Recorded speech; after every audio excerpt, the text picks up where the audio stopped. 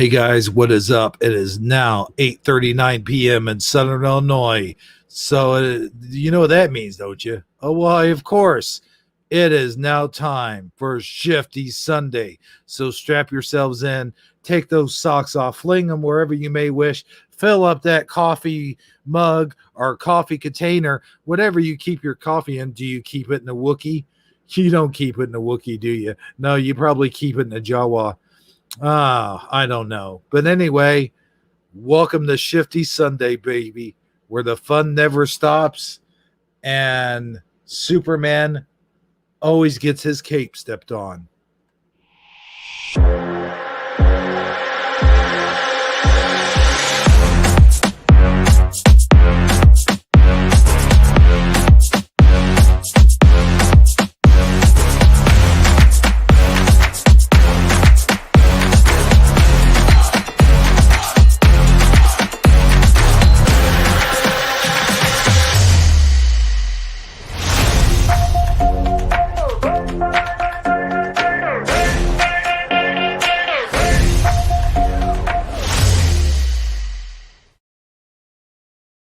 Hey, what is up, everyone? This is your host with the most that loves to do things with Space Ghost Coast to Coast. By do things, I mean, like, go to the mall and, go to Walmart and buy He-Man figures and stuff like that.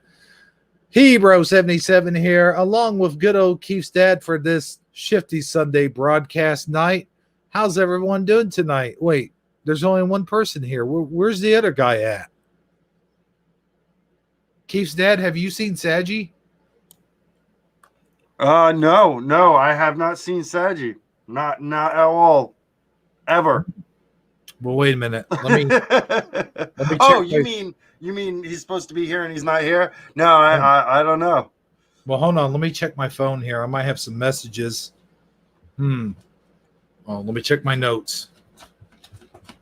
No, not in my notes. Oh, look, I do have a message. It's from the boss of Silverhawks. Of course you do. Yeah. Well, you're the reason why I had to Google boss of Silverhawks last week. FYI. Oh yeah, well, hey, I like to put you to work. You know that, right? Heck, I put you to work tonight, man. You were like probably chilling, maxing, relaxing, playing some b-ball. When all of a sudden that Hebro guy, he was up to no good. He started making trouble in your neighborhood, right? Yes. Oh man, I don't know. But no, the boss of Silverhawks. I don't ever like to call him by his real name. I just like to call him the boss of Silverhawks. It sounds just so much better for some reason.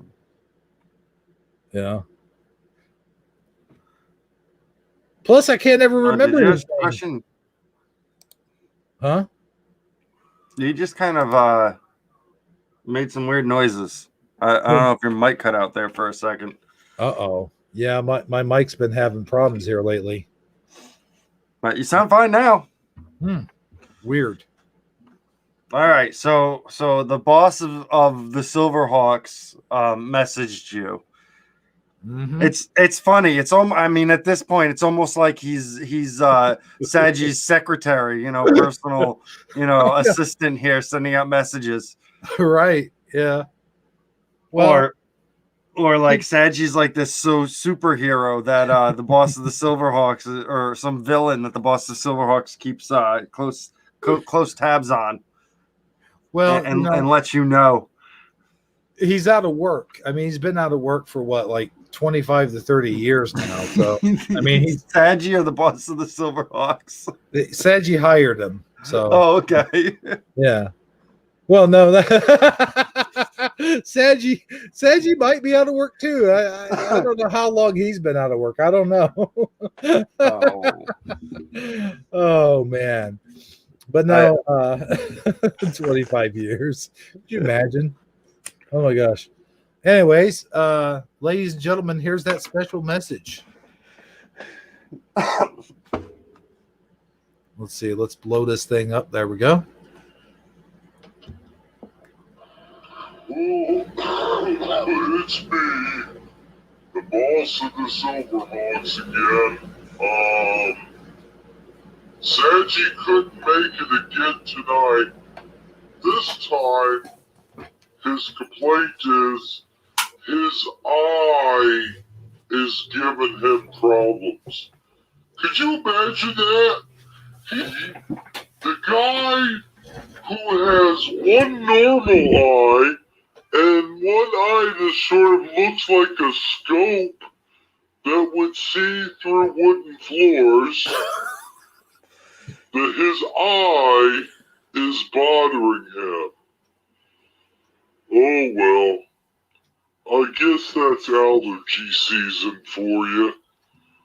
But anyway, Saji said hello to all of you, and that he will be more than glad and up and ready when it comes Taco Tuesday time.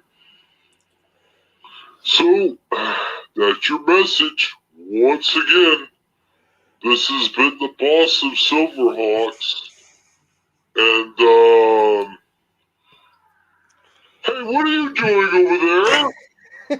Would you put down my keys? I need those to the secret lock of the Silverhawks lair. What the heck's the matter with you? Anyhow, am I upset by this? Yes. Does it make me angry? Yes. Is it Saji's fault? No. Oh, you know the drill. Yeah, we know the drills. And until the end of the show, I'll see you guys later. I'll have a special message for each and every one of you. Good night. Oh, wait. Why am I laughing? Well, there you go. Yeah, special message there from the boss of Silverhawks. I'll tell you, this is something we normally talk about off stream, but I'm just going to point out right here that you need to make that like a running catchphrase with the boss of the Silverhawks. If not, I'm going to steal it and make it a running catchphrase with me. I'm going to be like, look, was that video good? Yes. Would I have liked to watch something else? Yes. Was it Saji's fault? We should always add in, was it Saji's fault? Because I remember when you said that in one of the earlier ones. Yeah. Was it Saji's fault? No. Oh man. Yeah, but the truth is his eye, which the boss of Silverhawks doesn't have any sympathy for anyone that talks about their eye, obviously. But Saji's eye really is in trouble. It's like it's heavy allergy season this time of year. So of course, when you got that high pollen count, especially when you live in Florida, you're going to run into those problems constantly. Yeah, with me, it's not my eye because I stay inside like all the time, But my car, now, which is funny because I have a 2-car garage. But for some reason, I don't park in the 2-car garage. No cars park in the garage at all. In fact, I park outside, and I have washed my car like 4 or 5 times. And I just took my car out. I haven't taken my car out for a week, and I took my car out today to get some groceries, and it was just covered in pollen. And this is my secondary car, so it's like. It's not the best car in the world. It's just like a 2004 heck, I don't even remember. Kia something. Cheap Kia. And so I don't have the windshield wiper water. It doesn't work. So I just have to I have to wash it. Every time I go out, it's covered. Like my blue car is green. Every day when I go out there, my new grill is covered every time I use it. I have to wash it every time I use it because I didn't buy a cover for my grill yet. I just bought the grill, So, man, this pollen is terrible, especially where I am in Florida. I can't even imagine. That's another thing parked in your car outside the garage. It probably is. It probably is. I don't, there's no real reason why I park outside the garage. I just do. It's kind of like, it's actually kind of a garage / carport. Like, it is a garage. Imagine like it's bricked. It's part of the house. It's on top of the garage are the bedrooms. So it is part of the house. So it's not really a carport, but it doesn't have a door to close it. Like, it doesn't have a garage door, so it's just kind of open. I know it's really weird to think about, but it's kind of a carport / garage kind of, and I just don't park in it. That's where all my, my lawnmower and all my other stuff go, not a car. But yeah, I do. The pollen. I can imagine if you're if you go outside, if people go outside, they're probably getting crazy pollen. Oh, I couldn't park in the street. Yeah, gonna get some Mountain Dew going today. Hey, I'll tell you what. No, I've got some. I got my tea. Drink my tea and stuff like that. But I do have some Mountain Dew in my fridge. Oh, wait, no. I think I might have drank the last one. I think I might have already, drank the last one. So I really don't know. I went to Walmart. Walmart seems to have. See, I'm a big Code Red. I love Code Red Mountain Dew. That's my favorite drink, other than coffee, is Code Red Mountain Dew.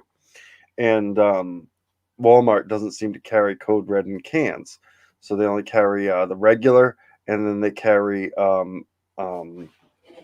what is this? Major Melon is the one that I'm drinking. But they started putting out the new the 4th of July one. I think it's called Mountain Dew USA. I think that's what it is, Mountain Dew USA, and it's like 3 different flavors all rolled into one, or something along the lines of that. Anyway, it's gross. Nice. Oh, sorry. Go ahead.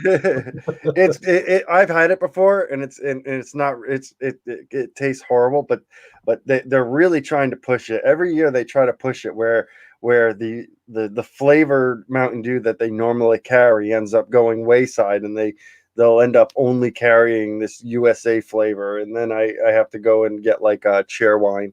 I'll go and start drinking chair wine until the Mountain Dew flavored Mountain Dews end up coming back. That's one thing I never drank was Code Red. Like, I never could do the Code Red thing. I don't know. I tried it once. I'm not gonna lie, I did try it, but I couldn't do the dew on that occasion. I couldn't do the dew. It's a gamer thing. I don't know why Code Red Mountain Dew is a gamer thing, but it seems to go hand in hand with video gamers. Heck, if you're familiar with South Park had an episode where they played World of Warcraft, which is the game that I'm currently playing, and they actually call out Code Red Mountain Dew while they're playing. Go get the Code Red Mountain Dew. And Code Red Mountain Dew, Funyuns, and Doritos. This seems to be the number one thing for gamers. The big stereotype. Oh, dang. What you shared Google Hangouts? I was trying to share something else. I don't know why it went to Google Hangouts. But yeah, another thing I noticed, gamers, like back in the day, it was like all Monster drinks, like all the Monster drinks and like the Code Red Mountain Dew, like you said, and yeah, just like just seemed like it was all for gamers. Now, I'm not a gamer. Like, I don't do the PC games. I don't do whatchamadoodle games. Not interactive. What do you call them? Internet MMORPGs. Yeah, what you just said. massively multiplayer online role-playing games. There you go. Online. Like I don't do the online gaming sort of thing. So I'm not in the know of in the now. I know I do. You're not in the know of the MMO? That's right. Say that 20 times fast, I guess. But I do mostly like hard copy games or like I do have an Xbox 360, but I don't have like Game Pass or anything like that where I go online and play it. I do the Madden games, I do the Batman games, I do play the video games as like a casual gamer. You're a casual gamer. Yeah. Shit, man, I even still play the original Nintendo. No, somebody showed me a thing. Well, I forget what it was, but it was a little thing on the computer. I forget what the heck's the word of it. You know, when we go live, for some reason words just escape me. Emulator, yeah, and it was a really good emulator, and it had a bunch of Nintendo games on it. And I was playing like Kid Icarus and stuff. cool. I have this strange fascination with the Kid Icarus game for the original Nintendo because I remember playing it, and it was the hardest game I have ever played in my entire life. I don't think I've ever to this day beat that game. Wow. But I've tried. Well, you know what I've been doing here lately is I've been working on a few voices. My daughter, she used to watch a lot of SpongeBob back in the day. Well, she still watches SpongeBob. You know, SpongeBob, that show's been on since like 1999. Yeah. My first son watched it. Like a long time. And anyway, so I thought I'd record a few things. So I've got one recording here where I wasn't actually trying to do SpongeBob's voice, but when I did it and I got into the middle of it, I'm like, this kind of sounds like SpongeBob a little bit. But here's what I want. I want your honest opinion, Keith's dad, and the honest opinion of the entire audience, the entire 4 or 5 people that are watching right now.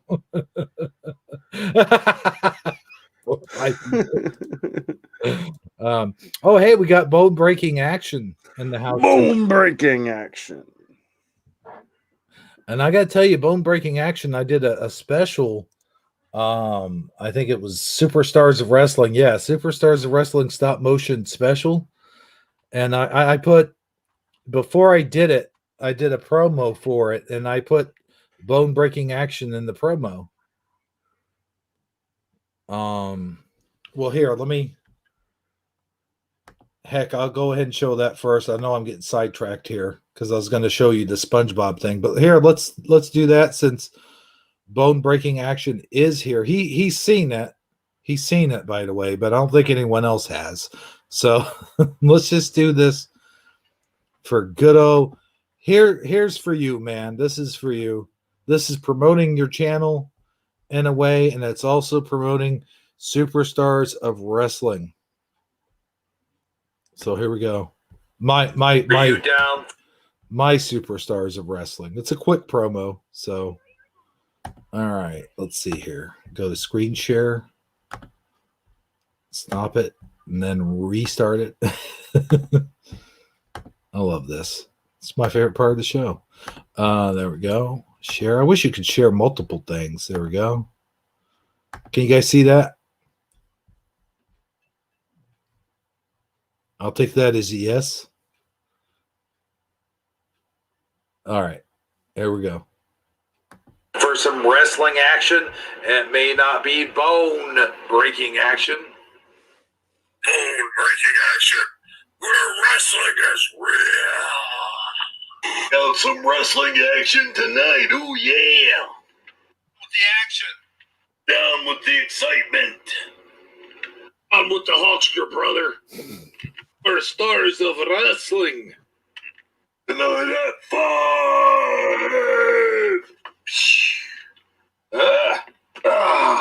Some strutting and cutting. Smashing and bashing. Rushing and crashing. Real sexy action. For stars of wrestling. Ooh, yeah. Hey, 5:30 Central, 6:30 Eastern. Be there or be square. Do. Okay. There you go. Yes, I had to add the do. So there you have it. There's bone breaking action. There's a little promo for him as well. Oh, you sent that to him? Yeah. Oh, very good. No. I mean No? he saw it. You know, he saw it. He saw it. But getting back to what I was talking about, yeah, I've been working on SpongeBob and Patrick's voice. Mhm. I've been doing Patrick's voice for a while now. So let's see here.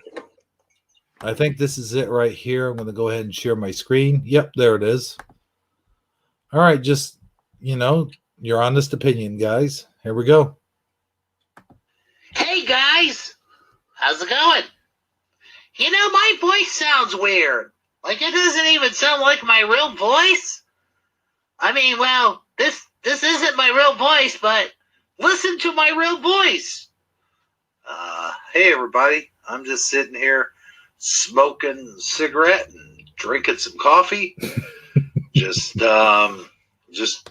chilling, maxing, relaxing, watching some good old Pluto TV. All right, well, see there? Doesn't it sound funny, like weird? Oh, man. I don't know. Anyway, back to your regularly. See, I can't even say regularly anymore. Oh, boy. Oh, well, guess I'll go back to work. See ya. So there you have it. Oh yeah, SpongeBob has got a special place in my heart because when my son used to watch it, I used to hate it. Mm-hmm.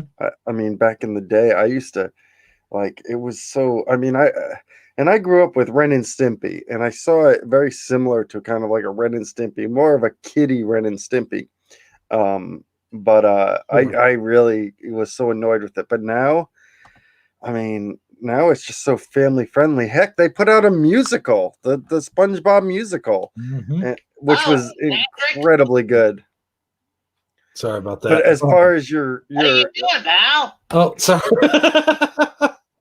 Oh, hey, Patrick. Sorry. I need to mute up while I'm loading that stuff up because it plays automatically. Your voice, yeah, not bad at all. Not bad at all. Better than that, bro. Better than anything I could do. Absolutely, I couldn't even begin to do the voice of SpongeBob. I can't even. I can't do it. I don't know. I can't do any voices. I can barely do my own voice. What do we? I like. You do a better me than I do. That's funny. That's what Saji said when I did his voice. you do a better me than me doing my voice when I'm doing me. Oh, Saji's here. Hey, welcome, Saji. How's your eye? Oh, hey guys. Yeah, my eyes. It's all swollen shut, man. It's like it's horrible. Of course, the boss of Silverhawks, he's kind of a dick, Just because you got a scope for an eye doesn't give you the right to cut down people who have normal eyes. I mean, I'm just saying, I mean, your voice of Saji is just uncanny. I mean, thanks, man. It's surprising. When I first started watching the Mandela Affected Family series, I actually thought it was a collab between you and Saji, and I was wondering, like, as a voice would come up, I was going, okay, is that Hebrew doing it, or is that Saji doing the voice? Until I realized it's all you. And I Yeah. was like, but that's Saji who's talking. It's Yeah, the thing is, a lot of people thought that. A lot of people I noticed in the comments said, "You guys did a great job. Great Yeah. video, got you guys." Like they were saying, like two people. I'm like, "Oh, okay, thanks." Like I didn't even tell people it was just me doing the voices. So you know, they probably wouldn't even believe you. I mean, no, you do a great job of voices. Even your Bruce Wayne, your Bruce Wayne voice. No, your Michael Keaton. That's it. Your Michael Keaton voice is pretty spot on too, which is, I mean, it's hilarious because he just makes random appearances in the episodes too. Yes, he does. He's not even a regular character. He just shows up and he just says shit that's like, oh, okay, you think that's how Michael Keaton, like the actor, would talk, Yeah. And Yeah. he admits, like, I'm just an actor. I can't really do anything. I can't do anything. Don't expect me to lift anything up. Right. My stunt double does all that. But no, let's see some of the comments. Well, Michael Fontaine says Sean Connery. But the second SpongeBob movie has Sean Connery in it. Is that right? No, I think those are two separate things that he's talking about there. Because I don't think so. I mean, I just assumed they were from this. I can't recall the second SpongeBob movie. I'll tell you I'll tell you, there was a celebrity that did a voice that died, and he was in SpongeBob as did he die? I'm trying to think. It was Ernest Borgnine, I think, did one of the voices. Really? If he died, was it him? There was somebody did the voice of Mermaid Man. Yeah, Mermaid Man. Yeah. Yep, who died in 2012. Yeah. And I didn't even realize that's who that was. Oh, I know who it was. It was yes, I'm looking this up. Barnacle Boy was voiced by Tim Conway. Tim No, not Conway. Was it Conway? Yep, Tim Conway, the voice of Barnacle Boy. Yeah. Before his death in 2019. But I think the reason why Michael Fontaine said Sean Connery, because he thinks he does an awesome Sean Connery, which I'm not going to deny that. But who does? Michael Fontaine. Michael Fontaine does an awesome Sean Connery? Yeah. Oh. Now I tried to do a Sean Connery, but when I do my Sean Connery, like I've got to really see the character. I can't just do it like on the fly. Yeah, it's just impossible, man. Like I got to see a picture of James Bond or something. Yeah. When I think of Sean Connery, I mean everything. He's been in so many movies; it's hard to picture. Like when someone says Sean Connery to you, you depending on you might see him in as James Bond, which I don't. I've never seen James Bond as Sean Connery or Sean Connery as James Bond, but I know him as the 30 in Indiana Jones movie. Right. That's where my first Sean Connery comes from. You know what? I'm the same way. Like when I was younger, when I was a kid and that movie came out, like that was my first interaction. Well, not my interaction with him, but it was the first time I knew of Sean Connery. Hey, we got Miss Connie Joe Wood peeking in. Cool. Hey, Connie Joe. Awesome possum. But no, that was my first exposure to Sean Connery, but that when I got into the James Bond movies, like my first James Bond movie I ever saw, or I should say Char, was in the movie theater, and that was GoldenEye. That was like the very first James Bond. No, I take that back. I think I actually saw Living Daylights was one of my first James Bond movies that was in the movie theater. I was really young, like 10 or 11. Yeah, I'll be honest. I never quite. It was weird. Me and in James Bond movies is I never ever got into any James Bond movie growing up, but I understood why people like James Bond. Oh, So I never watched it, but I understood why people liked it. But then later, that's the way I was. But then later, I really got into it super hard, and I've been a James Bond fan for the last, I don't know, 20 years or so. Oh my goodness, that's a long time. Yeah. But anyway, getting back to voices, I have one more SpongeBob voice All right. that I want to play here. I got SpongeBob and Patrick talking to each other. So I'm going to play this. SpongeBob and Patrick. Let's see here. I think this is it. Yeah, there they are. All right. Let's roll that beautiful bean footage, so to speak, and here we go. Oh, hey, Patrick. What are you doing, pal? Oh, hey, SpongeBob. Nothing. Well, how would you like to go down for some triple chocolate sundaes? Oh, boy. Triple chocolate sundaes? That sounds fun, SpongeBob. Oh, wait. I don't have any money. That's okay, Patrick. It's my tree. Ah! Okay, let's go. Okay, your Patrick is amazing. Oh, well, thank you. Thank you. I mean, I close my eyes and that's Patrick all day. Absolutely. The raising of your voice when you talk, the tone of it is like, it's so indicative of Patrick. Patrick, you got nailed. That's Patrick all day long.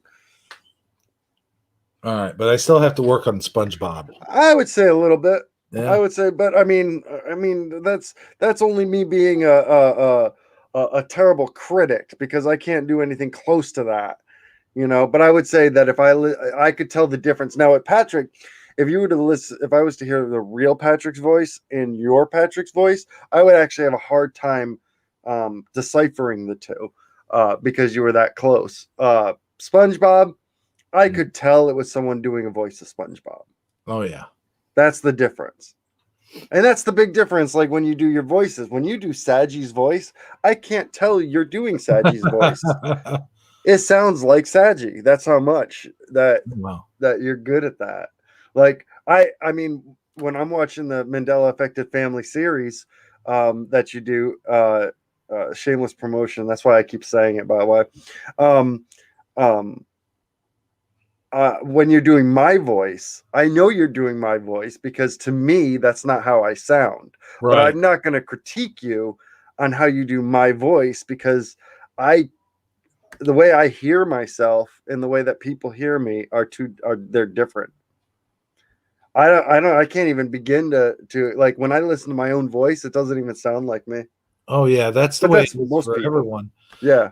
You know what's weird is like someone talked about this over on TikTok. They were talking about this. They're like, I think I might have that clip actually of a guy talking about the ear, like the human ear is so bizarre. It's so weird.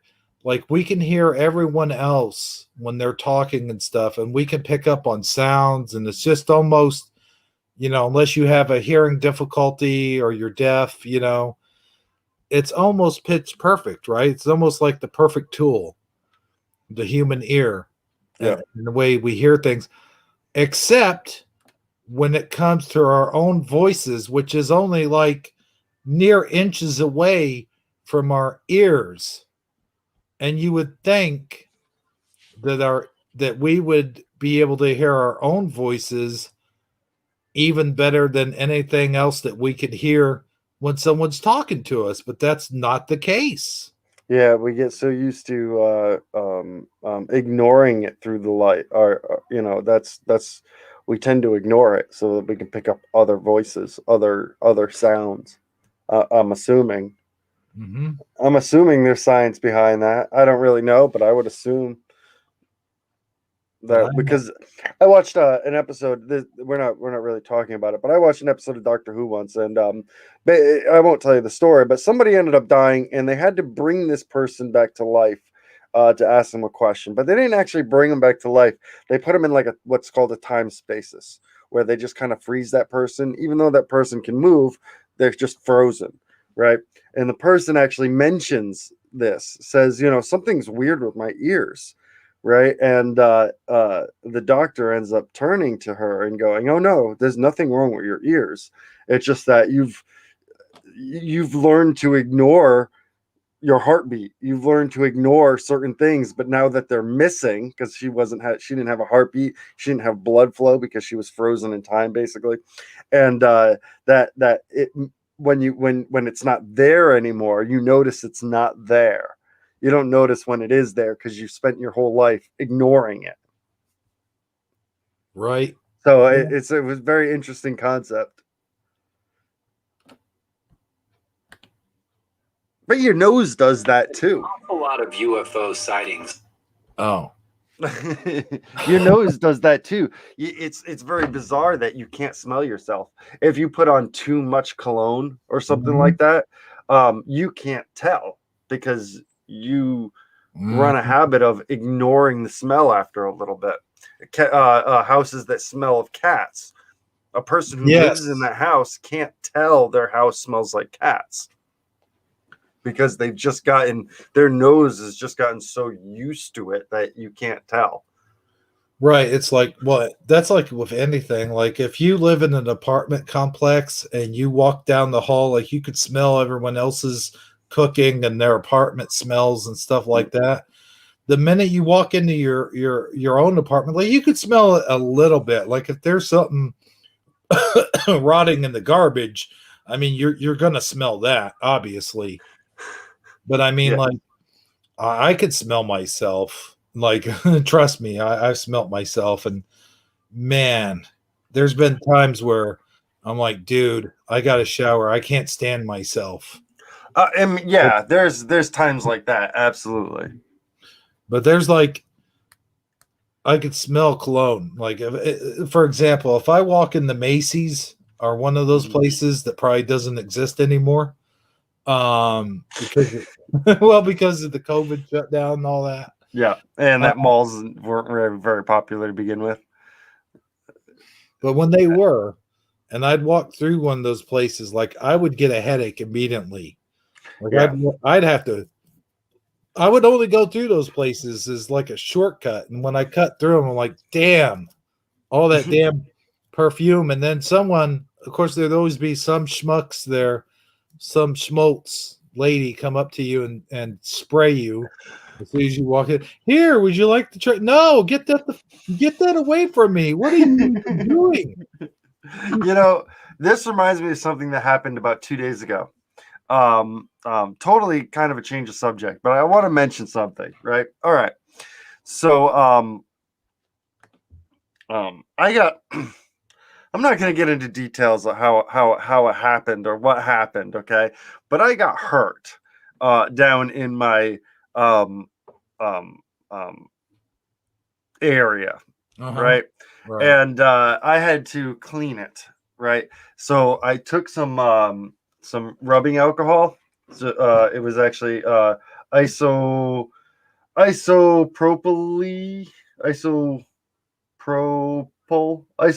alcohol. Just your normal alcohol, right? And I put it on a cotton ball, and just to clean it. Never ever do that. Never. Why I mean, you never would have thought that stuff is kryptonite to you. It's just that cleaning alcohol down there. is the worst feeling in the world. The burning. I was dancing for a little bit. Oh man, just for a little bit, huh? For a little I- while. I've never had to do that before. I've never needed it before. But Yeah. the other day, I had need to do that, and I didn't think twice of it. I could put it on my skin all day long, and I'm fine. You put it Right. on a cut, and there's that bubbly pain, and I was expecting that bubbly pain. Right. That pain, that sharp pain feeling from the cut. But a intense burn, like I just set myself on fire. Oh man. I was not expecting. Because alcohol is supposed to be a cooling, you put it on your skin, it's a cooling effect. Yeah, they use that when in hospitals when people have major fevers. Yeah, but don't Yeah. do not put it down there.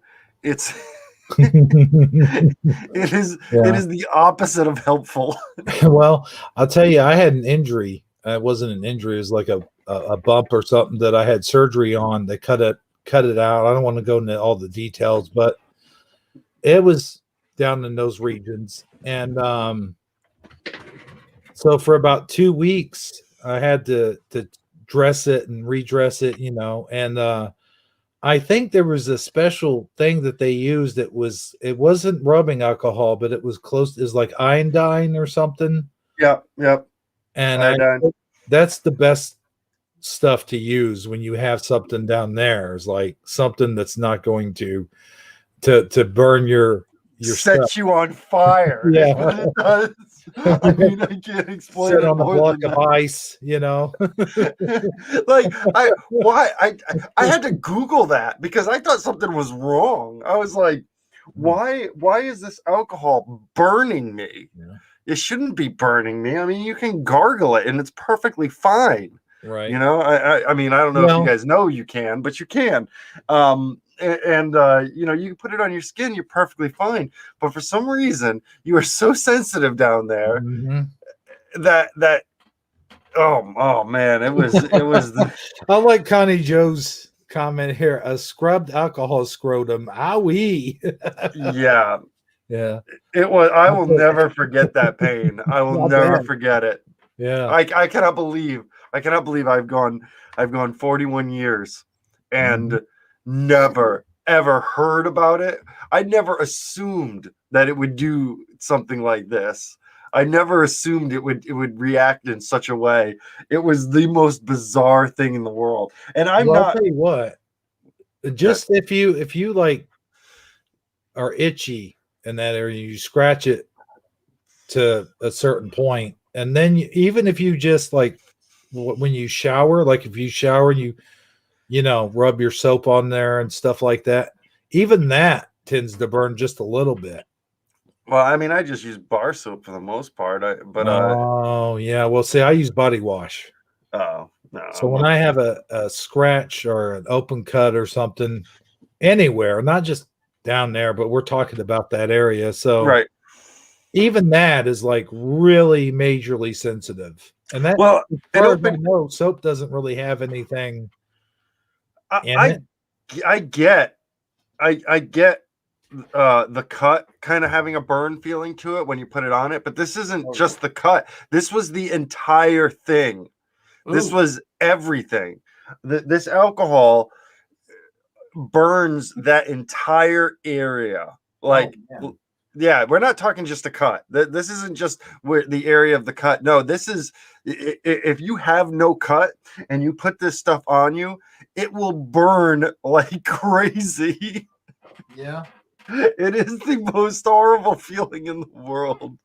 Don't put Gold Bond powder down there. See, I've never used Gold Bond powder, but I'll take your advice on that. I'm going to be very careful what I put on down there. That was Well, getting into that subject about Gold Bond powders and even baby powder, like I used to put baby powder like in my underwear, like in the creases, like in the foods. Sure.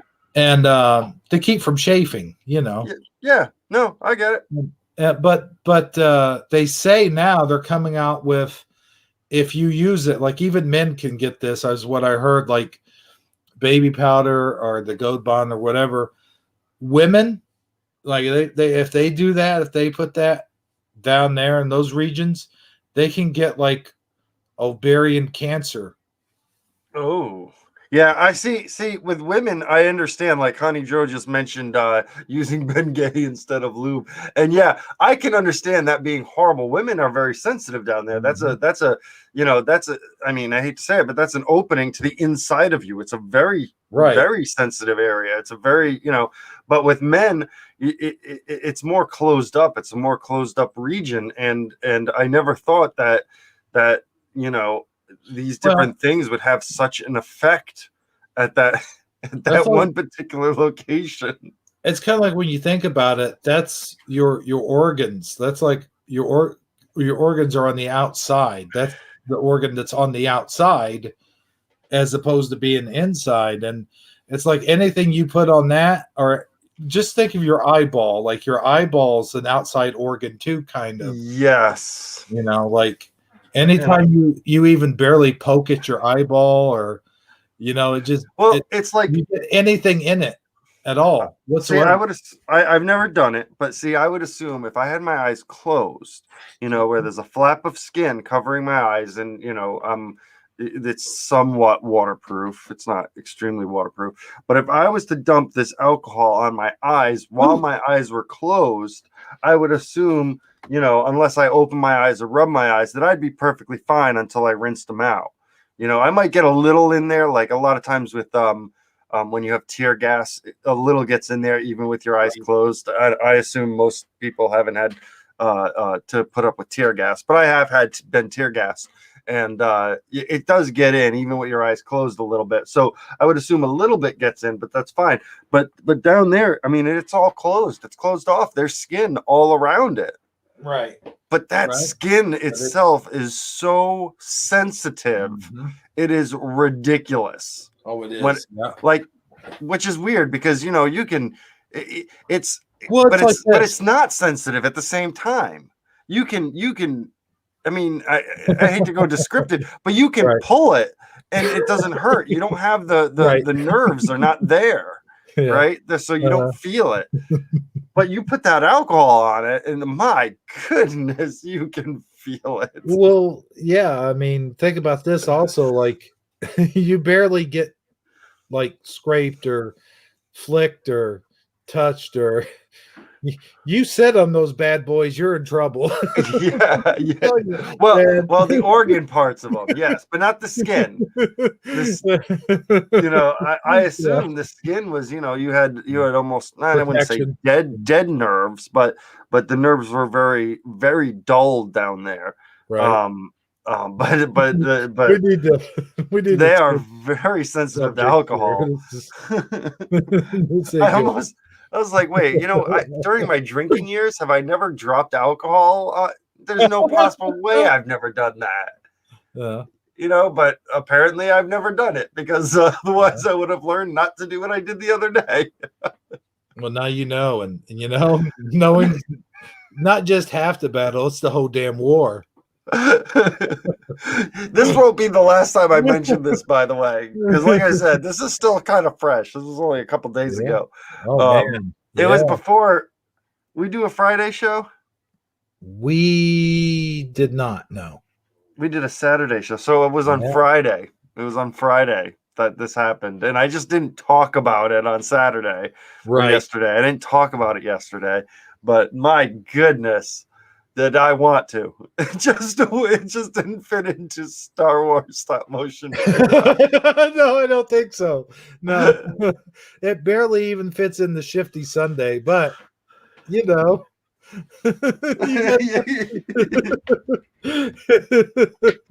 Well, you know, they say, you know what they say with Shifty Sunday, you know, and you got your different conspiracy theories and stuff like that. This was something you just have to test for yourself. You know, you can't. I recommend. You know, it's not really going to hurt you. It doesn't necessarily hurt like long-term effects. It doesn't have long-term effects. So if you want to try it, I mean, Well, now don't be spreading medical disinformation here. I'm not spreading medical disinformation. I mean, it is just rubbing alcohol. It's just. I mean, it's clean. It could make you sterile. I don't know. It could leak through. I don't know. No. Well, let's look it up. Can rubbing alcohol in your genitals make you sterile? Let me see. Why does isopropyl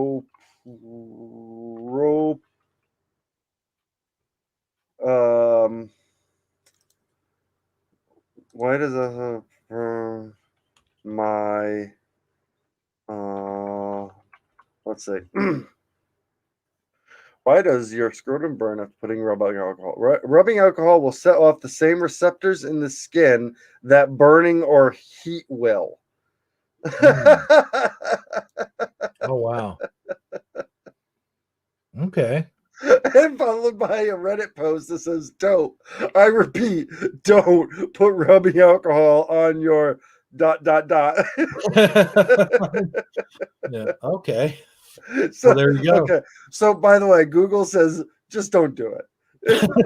Rubbing alcohol plus balls equals ouch. Here's another one. Rubbing alcohol on my balls revelation. That's the website. Oh boy. So apparently I'm not the only one that's surprised that this happened. This is a major thing that is now known about that I just didn't know about. Because why would you just a good PSA to let everyone out there know. That's good that you're sharing it. I gotta say, Yeah, but people have to know this stuff. Damn it! But you just like with conspiracy theories, you test for yourself. No, don't do that. I will. Don't test for yourself. Don't follow that trend. I'm just trying to relate it back to a Shifty Sunday topic. Let's not turn this into another Gorilla Glue incident where people are out trying this. How has this not been a thing?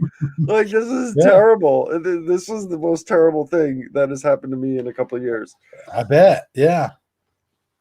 Even more terrible than like Saji's eyeball swelling shut. now that we're done discussing my sensitive balls, what do we got next? Okay. Well, we have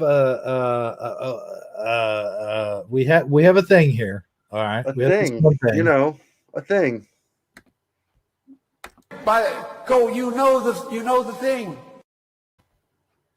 Okay, so here's what I want to do next. Here's what I'm going to do next. I want to ask you a bunch of questions, and I want to have them answered immediately. That's what we'll do. It's called Ask Keith's Dad Questions. No, I'm just kidding. Oh, really? That sounded like a whole lot of fun. You know what we did last night? We did Star Wars Empire Strikes Back, my stop motion version of it. Yes. And I've got to tell you, it took so long. It was like the movie that I made was like 3.5 hours long, right? Yes. So why did it take us? It took me 5 hours to get through it all. Did it really? Yes.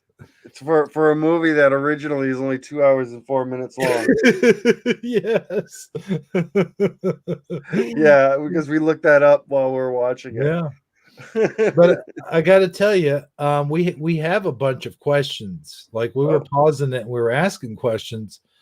Why don't we do this for a second? Let's ask some questions. Like, let's start with you know what? Let's start with a Mandela effect.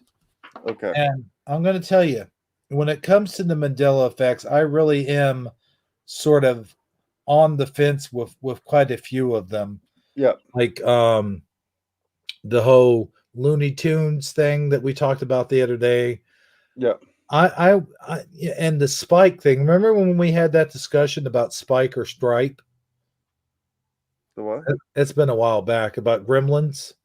Oh yeah. Yes. Yeah, that's another one I'm on the fence about. And I told you, I'm like, Spike was another character from the second movie. And, I went my whole life remembering that it was Stripe that was the main gremlin character. And so I'm not affected. I even made a Gremlins movie. I started out, I watched this movie in the movie theater, and I had the toys, I had the t-shirts. I was a gremlin dude. Like, I was the gremlin kid, you know what I'm saying? Like, I loved Gremlins. I had all the records, had everything. But so a couple years ago, when they came out with the idea that there was a Mandela effect dealing with Stripe, and they said, Stripe, I remember Stripe being named Spike. And they're like, oh, no, no, no, no, no, no. I remember Stripe being named Spike. Oh, I remember Spike being named Stripe, and vice versa. But I was always a cynic on this. I was always a what do you call it? Not a cynic, but a what's that called when you don't believe something? Oh, a skeptic. Yeah. Skeptic. Yeah. Yeah, I was always a skeptic on this, and I actually fought tooth and nail, and then someone showed me a hand-drawn picture of Stripe, but on the bottom of the hand-drawn picture, they called him Spike. And I'm like, well, that's interesting, but it still doesn't prove anything. To me, it's always been Stripe. But anyway, so there's that one, and there's the whole Looney Tunes thing where I was like, Looney Tunes years ago used to be called Merry Melodies before there was called Looney Tunes. So when you run the logic back to Merry Melodies, why, of course they're going to call it Looney Tunes, Tunes, tunes, Yes. But everyone in the Mandela affected community says no, it's always been Tunes, Toons, which of course is where your brain goes as far as logic. Because if you didn't know about the history, Right. the Merry Melody stuff, then that's of course where your brain goes because they're cartoons. Well, why would they call them cartoons? Tunes. You know what I'm saying? So that's where your brain, of course, goes if you're not aware of the history. But I was, so that's why I was always on the fence about it. But I digress right there. I'll let you go ahead and jump in here on that one and go ahead and talk about it. Sure. Well, going backwards, let's go backwards. Is with Looney Tunes. I always remembered it with the Tunes. So I always remember it Tunes, because I, if I recall, I thought it was weird, and I enjoyed the play on words because I always assumed it was a play on words. It's not lost on me that tunes and tunes, and I think that they understood that when they gave it that name, because that's what it is, Looney Tunes, Toons, but they called it Tunes. So I do remember thinking that and knowing that it was a play on words. So I do always remember the Tunes for tunes. What was the other one that you mentioned? We're talking about Stripe and Spike. Yeah, Stripe and Spike. When it comes to that, believe it or not, I if I recall, and now I'm not as big of a Gremlins fan. I mean, I have a story that involves Gremlins of when I was young, but I want to say I always called him Mohawk. Yeah, right. Yeah. Didn't he have a Mohawk? Is that the guy we're talking about, right? Well, the guy that was called Mohawk was actually another character in the second movie. Oh, well, it might have been the second movie because that's the one my story's about. Okay. Is it? But so then again, maybe I don't know Stripe. That's from the first movie, Stripe. Yes. Okay, well then that one came out Like I was when I went to go see the second one. In fact, I can tell you exactly because I saw it in the theater. So Gremlins 2 came out 1990. Wait. 91? Was it 91 or 90? It had to have been 90 because I was in Rhode Island in 90. Well, And it came out about 5 years later, right? Because the first one was 84. yeah. So when exactly was it released? I want to know the date. Production plot. It just says 1990. Release date June 15th. Okay, June 15th, 1990. June 15th, 1990. Summertime release. Yeah, but oh, okay, yeah. Okay. So here's what happened. This is actually the year. Wow, this is bizarre because I thought I was a lot younger than this. So I was 9 years old.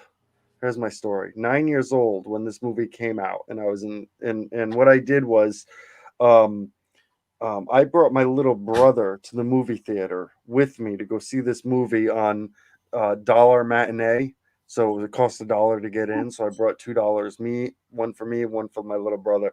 My little brother was 6 years younger than me. So if I was 6, my little brother would have been 3. Or if I was 9, my little brother would have been 3. So I brought my little brother with me as a 9-year-old. I had to cross two main roads, main roads, to get there, and it was like 3 miles away. And we walked, and we sat and watched this movie. And I got a call from my mom. My mom, I guess, knew I was at the theater, and had someone come in and tell us that we needed to leave and go home. And I thought it was weird that my mom didn't come and get me. She made me walk home with my little brother. And I'll tell you, I can't imagine that happening. Today? Yeah, because I have a son who's 8, and I have another son, Keith. Keith's 8, and then I have another son, Eli, who's only 2 and a couple months. And so I can't. I mean, even a year from now, I can't imagine him taking his little brother for a walk for 3 miles to go see a movie. That's crazy. Yeah. What was I thinking? I could have got my little brother killed. I mean, for real. But I mean, that's what we did back then, though. I don't know. Things were a lot different back then in terms of like, I don't know. I'm not saying there wasn't kidnappers back then, or there wasn't the chance of people getting run over or anything like that. But I mean, think about it. Our parents, or at least my parents, well, my grandparents, because I was raised by my grandparents, they just let us go free. Like we roamed the neighborhoods. That's what we did. We roamed the neighborhoods and until the light came on. When the light came on, that's when it was time for us to come home. Like, Yep.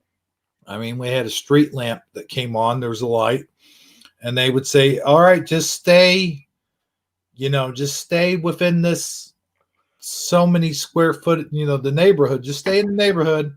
And they would all be inside the house just doing their thing, and grandma would be cooking dinner and grandpa would be at work or whatever, and we played all day long outside all over the neighborhood. That's just the way it unsupervised. Yeah. I used to ride my bike across towns. Mm-hmm. At that age. It's very weird because, like I said, I remember moving February of 91 because I was still 10 years old, but it was right before my birthday. So I moved to Massachusetts February of 91. So all my memories that I have of Rhode Island is all, prior to me turning 10 years old. And it's very interesting things that I used to do prior to me being 10 years old. I can't imagine doing them before. I don't know. It was, yeah, you're right. Just a different time. I rode my bike to my grandmother's house, and and that was not a small distance. That was a few towns away. Oh, yeah. We think about all things we did when we were kids. Like I remember, like all the things we didn't tell our parents, even I had riding our yeah. bikes to this like secret location that was out in the woods. There was this place out in the woods, and we'd ride our bikes there, and there was all kinds of like hills and little jumps and stuff like that. And we would jump our bikes over these little mounds of dirt and over heck yeah. little bridges and stuff like that. And we just had a good old time. But our parents, they had no idea we were out there because it was like a secret little place for us. It was sort of like the club, like like the club, like from the It movie, like the original It movies. Yeah. It was like that. It's like we all had, or you could even say like the Little Rascals. Like they all had their own secret little place in the woods that they would all go and hang out and congregate, and we would sneak off and like smoke cigarettes, and that's where we did all of our illegal, somewhat illegal activities. Yeah, it reminds me that the TV show that's out now that reminds me of that is Stranger Things. Yeah, takes place in the 80s, and those kids do exactly that. Heck, Goonies is another old one that's very similar to how I grew up. I was very much a Goonie when it came to that kind of just riding your bike everywhere. In fact, I lived right next to the ocean, so the whole them driving, to the ocean and stuff like that was like, wow, it's where I lived. But going down and just hanging out, kids just hanging out in the basement. And mom might not know who's in the basement, right. Like it's just what you did. You didn't tell your mom you were having friends over. They just kind of came over. Yes. They did. So just what happened, And then they find out and go, okay, well, I guess I better set an extra place at the table, Yes. Yeah. I had a best friend back in the day. His name was Bobby. We would just, sometimes I would never really go over his house, but he came over my house all the time. Right. He was a constantly over, we were played outside constantly growing up. But then, I used to drive to I would ride my bike almost every other day to the ocean that was only like 2 miles away. And just hang out. So what were we talking? Oh yeah, we're talking about Mandela's. Way off, I know. so yeah, with Mandela effects. With Mandela effects, I wanted to mention this. I started out with Stripe and all those other things, but what I really wanted to get into was Star Wars. Okay. Because it got to the part in Empire Strikes Back, my stop motion Empire Strikes Back, and you weren't there because you fell asleep or whatever. Yep.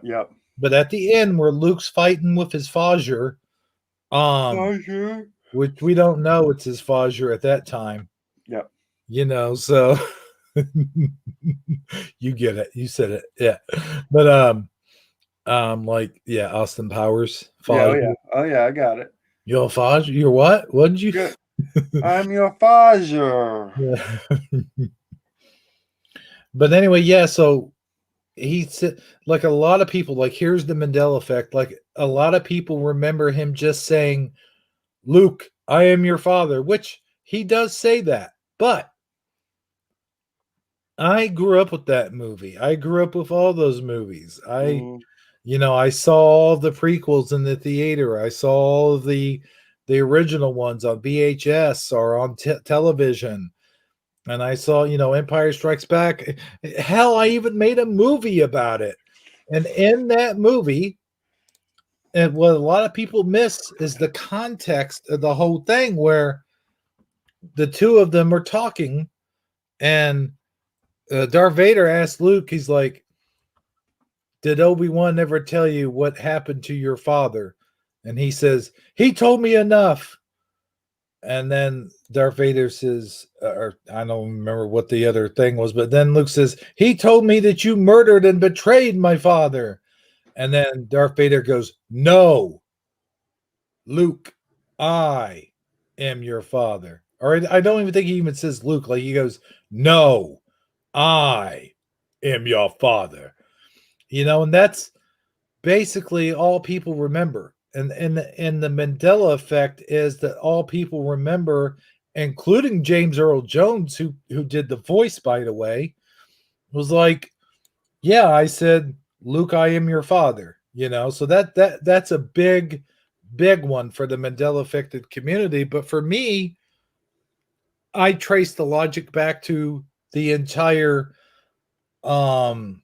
what do you call it, that was said between the two of them. Like there was an entire conversation there that people just, if you put it with logic, like Darth Vader, like, okay, like, so he says, did Obi-Wan ever tell you about your father? He told me enough. He told me you murdered and betrayed my father. Luke, I am your father. Why would he say it like that?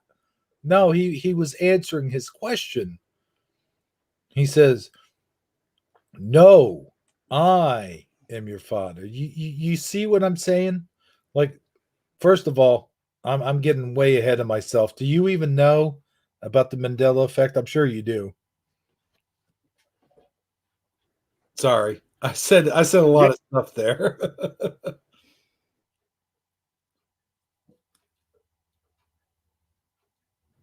Go ahead. Yeah, no. Uh-oh. We can't hear you if you're talking. Hello? Keith's dad? Sir? Oh, no. We lost Keith's dad, and this was going to go into so much detail. We were going to answer Star Wars questions. I think you're going to have to hop out and hop back in. If you're talking, I can't hear you.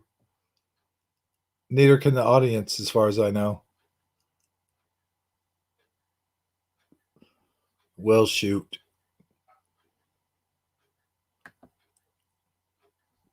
Well, he's gone. I'm going to play this.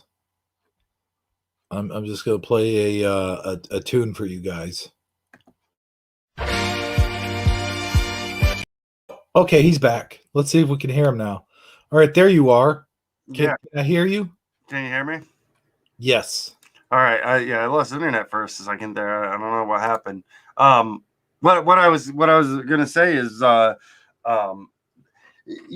it's weird, but it's incredibly common that happens. That people hear, they remember one thing, but it was never actually that way. For instance, I'll give you a few of them. Ready? Ready? I'm gonna give you the quote, and tell me if you remember this. You there? Yeah. Okay, here's the quote, right? Fasten your seatbelts. It's going to be a bumpy ride. You know that? Sure, but I don't remember. You don't remember the movie it's from, but you're familiar with the phrase, right? Sure. Because yeah, right, it's from a movie called All About Eve, is where that quote comes from. However, that's not actually the quote. The quote is, fasten your seatbelts. It's going to be a bumpy night. That's the quote. How about Forrest Gump? The quote we all love and remember is, Mama always says, life is like a box of chocolates. But that's not what he says. He says, Mama always said life was like a box of chocolates. But see, that's the Mandela effect right there. That's Is another big one. Yes. And then I got a whole list of them. There's plenty to say on that one, is that when he's doing that line on Whatchamadoodle show, he does it on a talk show, and he says it the way we all remember it, like life is like a box of chocolates.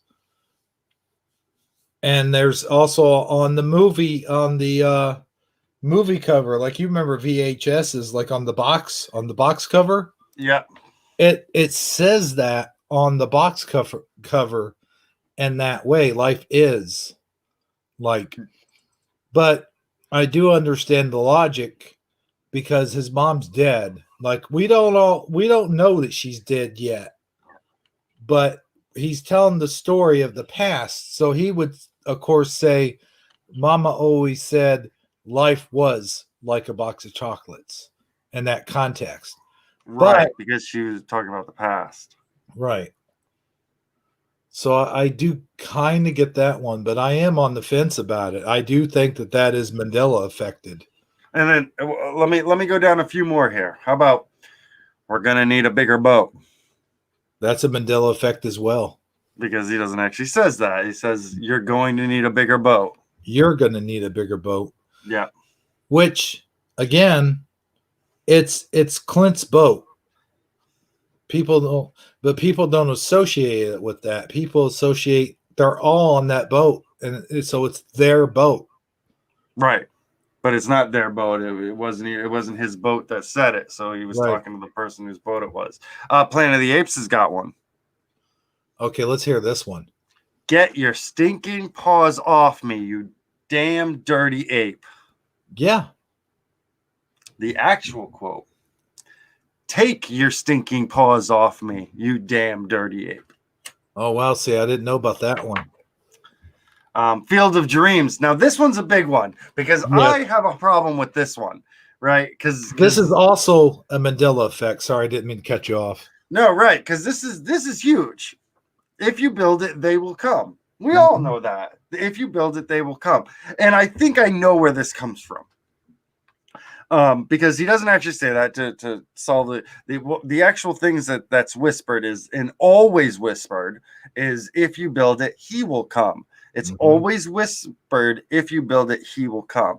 However, I actually believe that this is misquoted in the movie itself, meaning that they actually say, well, didn't you hear the voice whisper, if you build it, they will come, because he builds the stadium and the people, the crowd comes. And I want to say that they reference the crowd, and so I have a feeling they do quote in the movie, if you build it, they will come, but it's not the whisper that says it. It's them that say it in reference to the whisper. So I think they misquote it in their own movie.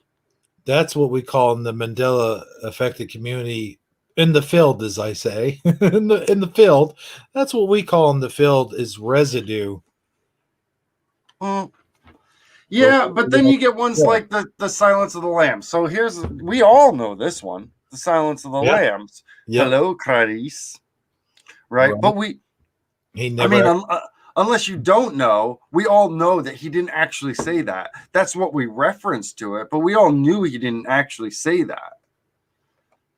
That one, I'm absolutely sure what we say that we know, like we use that as a quote for him, but we do know, or I would hope that we do know he didn't actually say those specific words. No, I've always thought that he actually said those words. Oh no, I always knew that wasn't a direct quote. It was just supposed to be creepy, versus the "Good evening, Clarice," which is what he says. What about, I love the smell of napalm in the morning. It smells like victory. Sure. You familiar with that one? Yeah. That one's a whole speech. That's a whole speech that they condensed down. The quote is actually, I love the smell of napalm in the morning. One time we had a hill bombed for 12 hours. When it was over, I walked up. We didn't find one of them. Not one stinking dink body. The smell, that gasoline smell, the whole hill smells like victory. So we'll just shorten that down.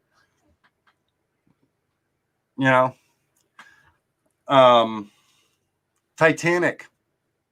We got one for Titanic. I'm king of the world. That's all we know. However, the actual quote is, I'm the king of the world. I think that might actually be a Mandela effect as well. What we call that. But I never really paid much attention, because here's the thing. Like, he says that line, or we quote that line because we remember him saying that line, because he took it off of another famous movie there was another movie where the guy's like, I'm king of the world. And that was sort of taken, I forget the movie that it was taken from, but it was taken from a different movie. But I know that you're a skeptic in the Mandela effect. So I am only because we do have a tendency of doing that. We do it with people on a day-to-day basis. We take what people say out of context and we make up our own things. Have you ever had that? You ever have an argument with someone or a discussion with somebody and you say, so what you're saying is this, and it's like, well, if you have to repeat it like that, then it's probably not what he's saying. Like it's probably not what they're saying if you have to repeat it and put your own context into it. That's in short term though. I mean, if it's something like a movie or something you've seen like a billion times, or you're so certain on, like the spilling of Flintstones, or the quotes in Forrest Gump, or the different quotes in different movies and stuff like that, stuff you grew up with ever since you were a kid. Like I'll go back to the whole striped spike thing. Like that for me, like I said, is not a Mandela effect for me, because I remember my whole life it being called stripe. But there's a lot of people out there, not just, I mean, we're not just talking, it's like what you said about quoting something that someone else said, like you're in an argument. Okay, that's fine if just the two of you said that and you're quoting the guy all wrong, like you're putting words in his mouth or whatever. But if you had 1,000 people say it the exact same way that you remember him saying it, then that kind of, for me, is not just a misremembrance. That's something that is shared remembrance. I mean, I'm just saying, I'm just throwing that in there. All right. Playing devil's advocate here. No, right. You and please do. How about this? I'm trying to think. We do have something pretty awesome that you brought up backstage that I would like to talk about. It's really cool that you brought it up, and I think you have pictures, as a matter of fact. Oh, I do. Let me get to this last one real quick. Is okay. What I'm looking at were.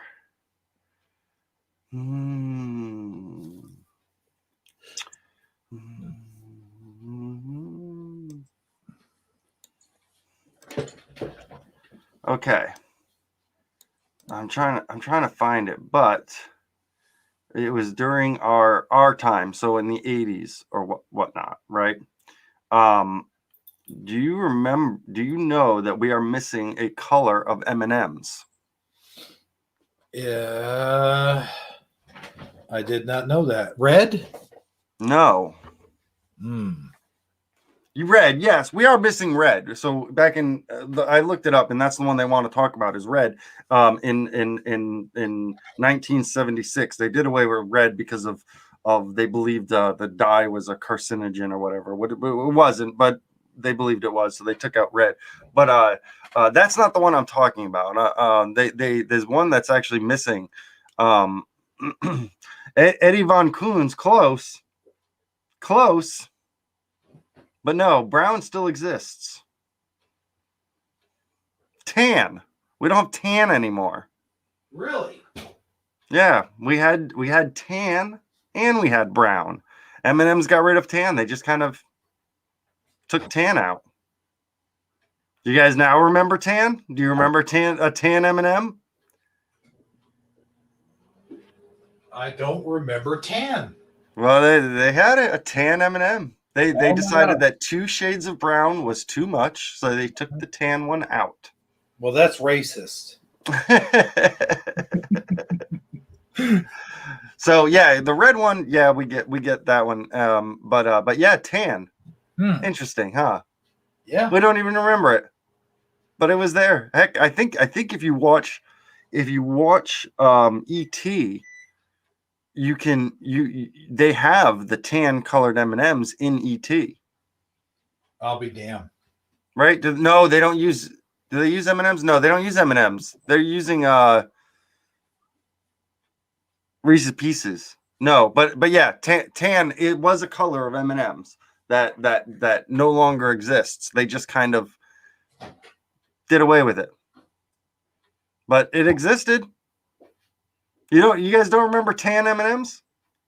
Miss Connie Joe has no tan in her realm.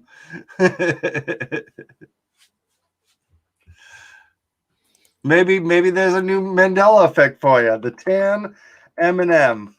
Let's see. Heck, you can buy. Put in tan M&M. It shows up on eBay. Yeah. Look, in 1995, the Mars Candy Company decided that having 2 shades of brown M&Ms were unnecessary, so they did away with the light brown ones, leaving only the colors red, yellow, green, dark brown, and orange. Huh? Orange. Yeah, orange. There's orange. You can go buy a bag of M&Ms today and get orange. Yeah, I was teaching my kid orange the other day, actually. But in the commercials, don't they have yellow and red talking to each other? Yeah, and there's yellow and red. There's red. Red is back. Okay. Red came back. But let me see. What is this picture? Is this a picture of no, this is this is before they had tan. Oh, here you go. Open image in new tab. Okay, and this is just a big picture of M&Ms. M&Ms. Let's see. And Chrome tab, and I think it's this. No, wait. Oh, yeah. Okay. There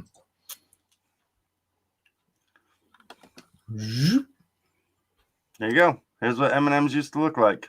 See the tan in there? Yeah. Well, can you?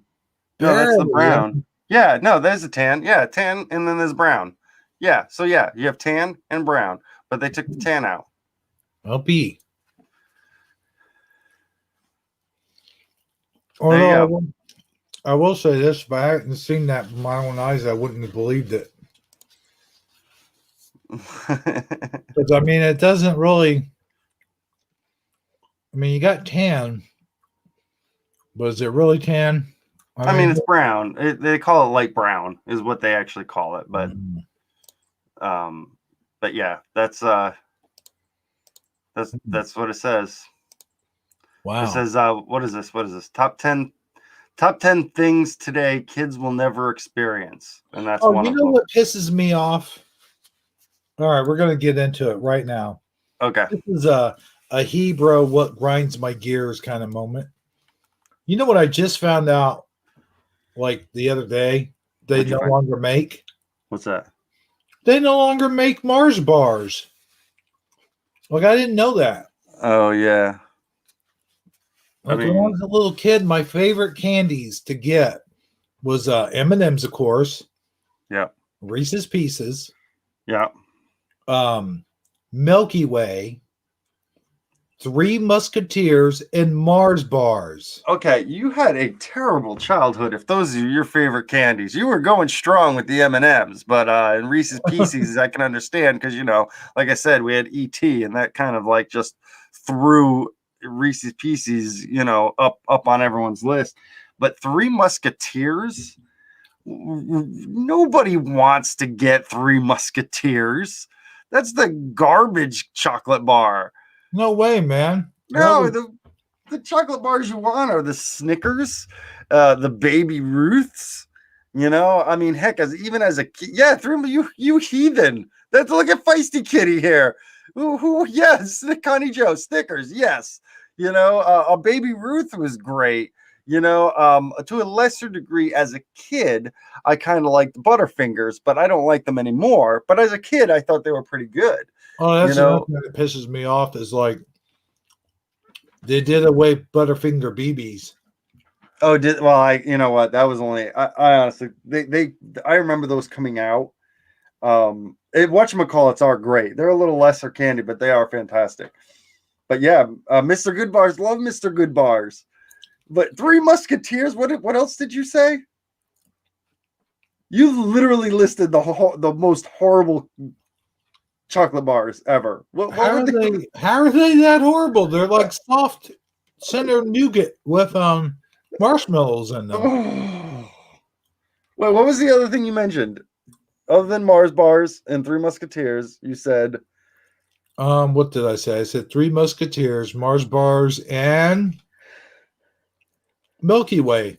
oh, Milky Ways. Really? Those are the worst chocolate bars you can don't Milky Ways are like that. Those are terrible. How really? If you had a Milky Way and a Snickers next to each other, you'd pick the Milky Way. I don't like Snickers, man. They got too many crunchy nuts in them. You know what? I'm glad I have you as a friend because then I can have all the Snickers to myself. I mean, when I go to grab the peanut butter, I go grab creamy peanut butter. Oh, don't get me wrong. We got, the Milky Way Galaxy, and that's awesome. And, it's kind of cool that they kind of named it after the Milky Way Galaxy. But wait, which one? Which one? The Milky Ways. No, I'm asking Feisty Kitten. I'm sorry. Oh, she's talking about Milky Ways. Yeah, Feisty Kitten thinks Milky Ways are greater than Snickers. No. Because here's the reason. You stick Snickers. What you do with Snickers and Baby Ruth. Now, the common theme here is the caramel, or as most people say it, caramel. The caramel and the Snickers and the Milky Way, or Snickers and the Baby Ruth, you can stick them in the freezer, right? I love sticking them in the freezer and eating them when they're frozen. Before they had like ice cream Snickers, but I used to do that all the time. I used to stick almost all my chocolate in the freezer. I will eat an ice cream Snickers. I will do that. Yeah. And I mean, those are really good. But my goodness, a Milky Way, it's just so empty. How's it ever? It's got caramel nougat. Maybe it's the nougat. I mean, when you buy when you buy your chocolate samples, your Whitman's chocolate samplers. Oh yeah. Do you not throw away all the chocolate with the nougats in it? I mean, I pretty much don't eat them. I'll take a bite. And, the only thing I throw away out of those is the turtles. I cannot stand turtles. Oh, see, but again, maybe are you just not a caramel fan? Maybe you're just not a caramel fan because those turtles got caramel in them. No, I can't stand caramel, or as I like to call it, caramel. Yeah, caramel. Like most people. I don't know why I don't sound. I mean, if I heard someone say caramel, I know exactly what they're talking about. But for some reason, I always call it caramel. But listen to my wife. She's like, turtles, yum. Yeah, she likes turtles. Yeah, turtles. Oh, that's your wife? Yeah. Ought.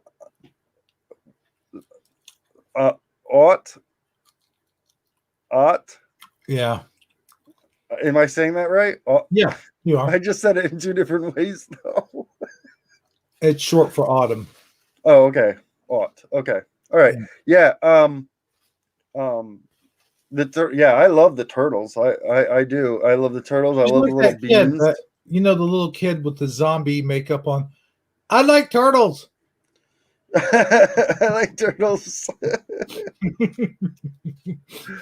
We hit a nerve with chat, by the way. We talk about chocolate, and all of a sudden we're in the chocolate wars. Twix. See, that's another one you should have mentioned. Twix. Why isn't Twix on your list? Because I don't like Twix. See, there you go. See, that you just I think you just don't like caramel. I think that's what it is because I'm listing ones with caramel in them and you're listing ones that don't. What about a Mound bar? Oh, I hate Mounds. I hate coconut. The coconut? See, I did like Mounds, but I actually loved Almond Joys more literally because I had a nut in it, and I did like that. So I do like those, but I'm not a big fan of nougat. So I guess that's it. You're a nougat fan. I'm a caramel fan. We are totally on opposite chocolate sides right now. How about this? What would you pick? Okay, what's up? A Hershey's bar or a Crunch bar? Hershey's. Okay. All day. But I do like Crunch though. Right. Don't get me wrong here, okay? A candy is a candy. If all I had was a Three Musketeers, I wouldn't throw it away. I can eat a Three Musketeers, but my goodness, you can put it on my top 5 list? Out of this world. No way. A Milky Way on my top 5? No way. It ain't happening. In fact, a Hershey's bar or a Crunch would be higher on the list than a Three Musketeers would be. Oh, well, I mean, I agree that Hershey's, like, I like to think Hershey's, you know, back in the day when we were younger, you go up to a place like your local, like, little tiny supermarket, mom and pop store, whatever you want to call it, and you'd ask for a Hershey bar, and they say, Hershey bar, would that be male or female? You know, let's see if anybody gets that reference. No, I don't get it. Male or female? You know that now that we got everyone, I want to hold on. Let's stay on this for a second. Hold on. Yeah, I'm still. What do you think that means? A Hershey. Oh, is it her pronouns? The pronouns, her, she? Well, no. I'll tell you what it is. I'll go ahead and spill the beans on this one. Okay. So, like, Hershey's both come with nuts and without nuts. So, of course, the one with nuts is male, and without nuts is female. So, yeah. Okay, got it. Yeah. Which I prefer the female Hershey's. DD74 says that we're trick or treat buddies, and I would say I give you all my Snickers and, you know, all the stuff that you like, and you give me all your Milky Ways. I mean, honestly, that is a deal. I mean, that is absolutely, and that would be an amazing deal. I wish when I was trick or treating, I had somebody who was like, I'll trade you a Snickers for your Three Musketeers, because in my world, that would never happen. Never happen. I can't even, it is blowing my mind that you even are this type of person. Mm-hmm. You know, like, because, yeah, I would have loved you as a trick-or-treating buddy. And then, man. And I don't want to miss anybody. Somebody said cookies something. And cream. I like cookies and cream Hershey's. I like them okay.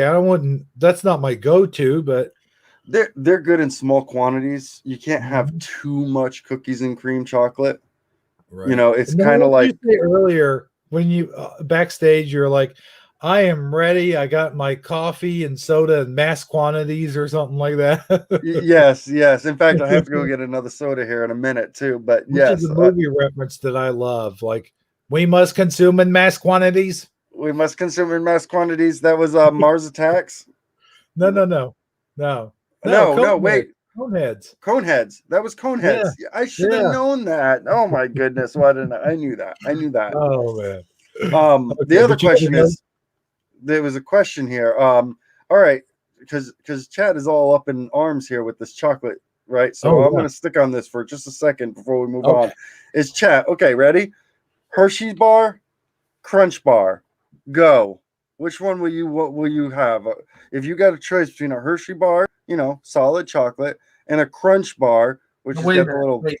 We got to throw in variables here too. Is it going to be male or female Hershey bar? Well, no nuts. Just a plain chocolate bar. Just a plain Hershey bar. Okay. Yeah, just a plain chocolate. Okay. Yeah, and then a Crunch bar, which has got the what the heck? The rice in it? What the heck is in there? What makes it's like Rice Krispies, right? Yeah, I guess something like that. Yeah. We got Miss Connie Joe says a Hershey. And Eddie Von Crunch says Eddie Von. That's it. Plain the Crunch. Puffed rice. That's what it is. It's puffed rice. There we go. That's right. And yeah. Which is obviously a fantastic marketing feature on chocolate. You know, because it literally saves you money on chocolate. You're literally just putting puffed rice in there to offset the chocolate, so you can make more money by using less chocolate. It's very, very interesting concept and a very good idea that they did. But Eddie Von Kuhn wants the Crunch. We got Michael Fontaine, who's just all chocolate. Feisty Kitten goes for the crunch, and Miss Connie Joe went for Hershey's. So this seems to be, I mean, it looks like most people are. It's a close call, but it looks like Crunch is winning. Oh, I think DD74 wants regular chocolate too, because she says hold the Rice Krispie.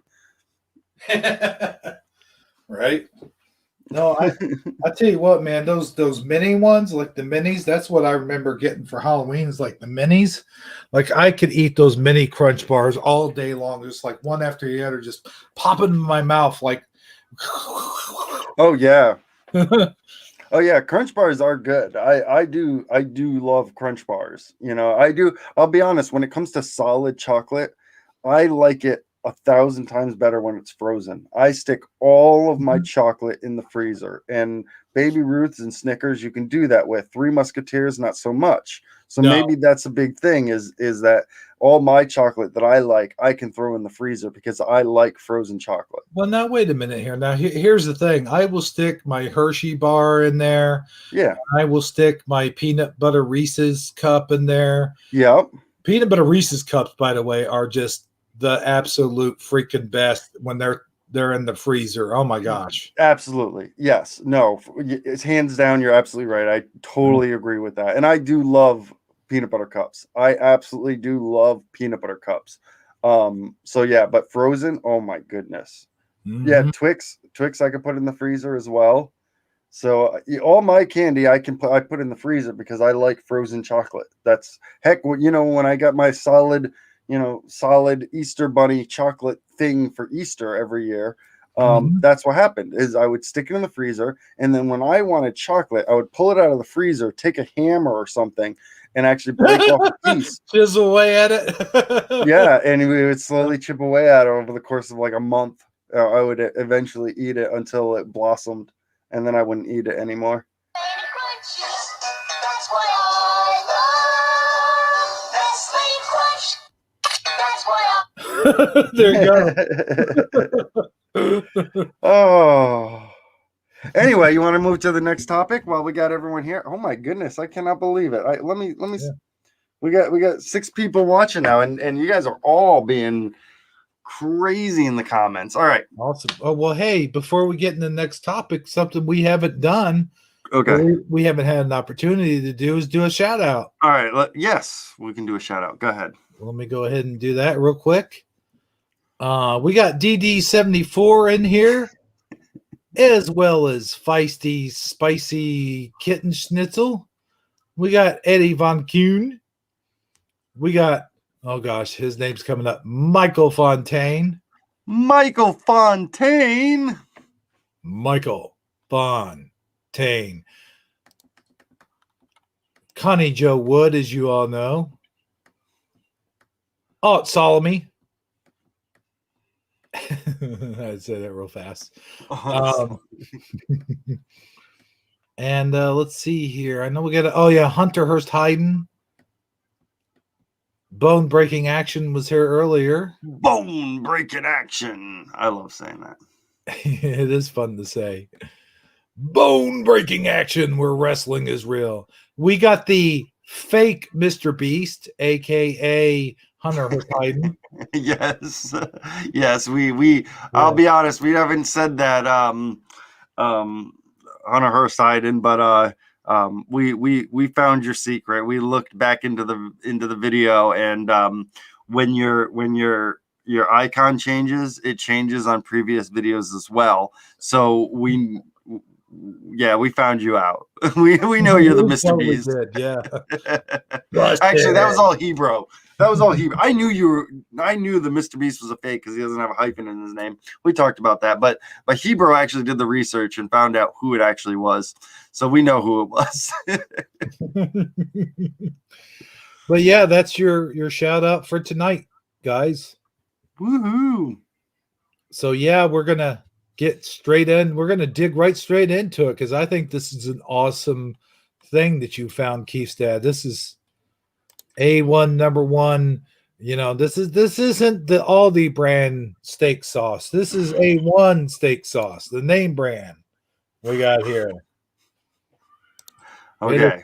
good saucy stuff. All right, go ahead, All right. man. So now this is actually part of Shifty Sunday. So I figured, I was invited on here. I said, oh, let's make a topic. And you guys know me. I'm not big into conspiracy theories. Actually, I'm just the opposite. I'm big into the disproving of conspiracy theories. And in the past week, in fact, I can give you an actual date.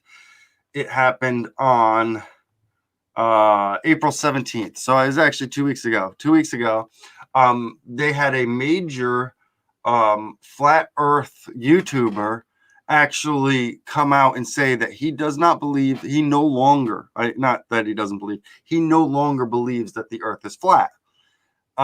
His name is Ranty. I believe it's Ranty FE is YouTuber, I believe it is. But Ranty is he was a flat earther, and he had a live stream with Conspiracy Cats and Ruhif. I know Conspiracy Cats. I'm familiar with Conspiracy Cats, but anyway, he came on with the live stream and he talked about how he was given a picture, a simple picture, and he just tried to resolve the picture. One of the big things with flat Earth is to resolve what you see, and one is he proved the picture was real. That was the one thing that he did. You have to prove the picture's real and that nothing has been changed on it. So he went and looked up pictures of this, and they were all the same. So he was able to take a picture. He was able to confirm that the picture was not altered. And so with the picture not being altered, he used reasoning, more like math is what he used. And he determined that there was no other explanation for the picture that he was seeing other than curvature of the earth. And so he came out and said the earth has got to be spherical. However, taking a step back before I show the picture that actually made him change his mind, right? Is for most people that know that the earth is round already.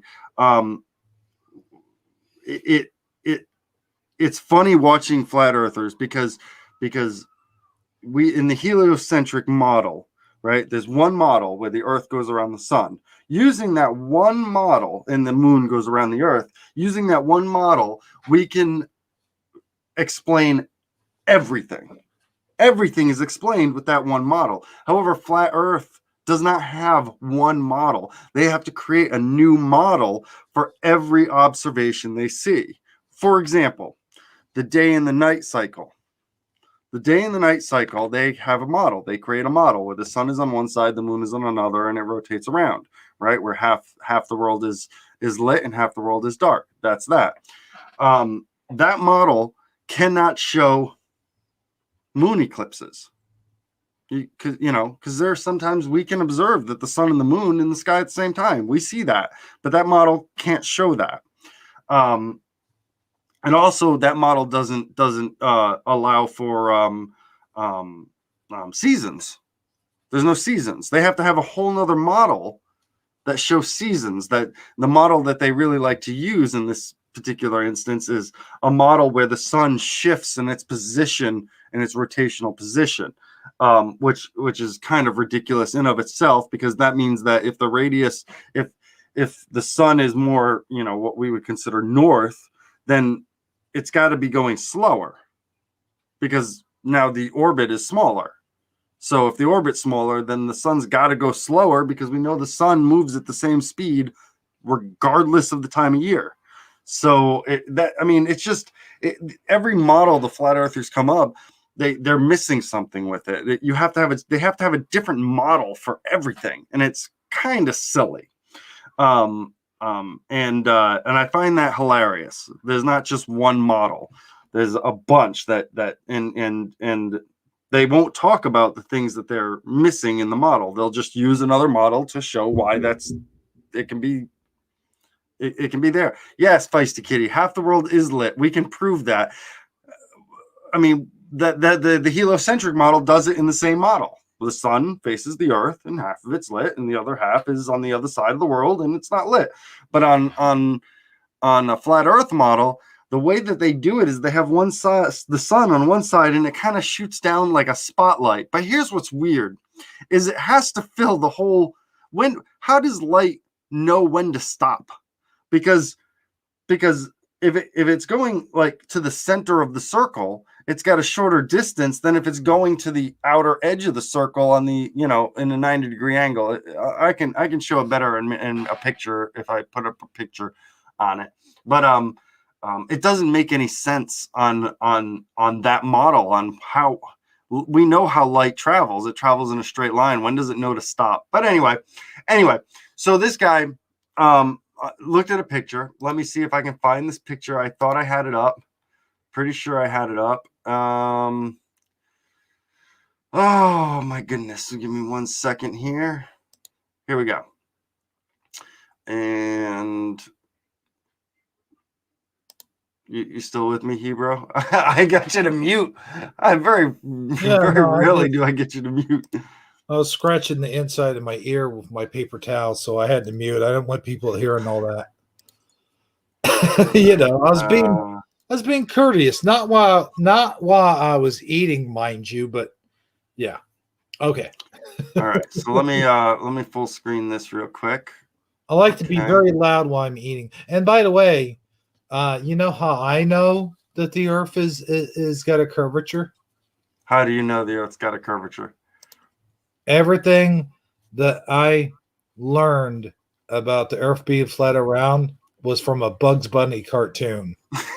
There was a Bugs Bunny cartoon, and it's like Christopher Columbus comes up to this one dude. He's like, "The Earth, she's around. That's all the proof I needed. I was done. I checked in." I'm like, "Yeah." All right. So yeah, I got this shared. This is actually part of the live stream that they had.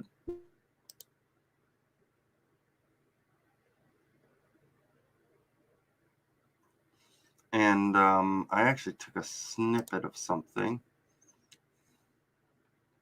Desktop. Now, I'm not going to be able to explain it the way that they explained it. But I'm going to do my best here. Ugh, for crying out loud. I just double-clicked the wrong thing. Okay.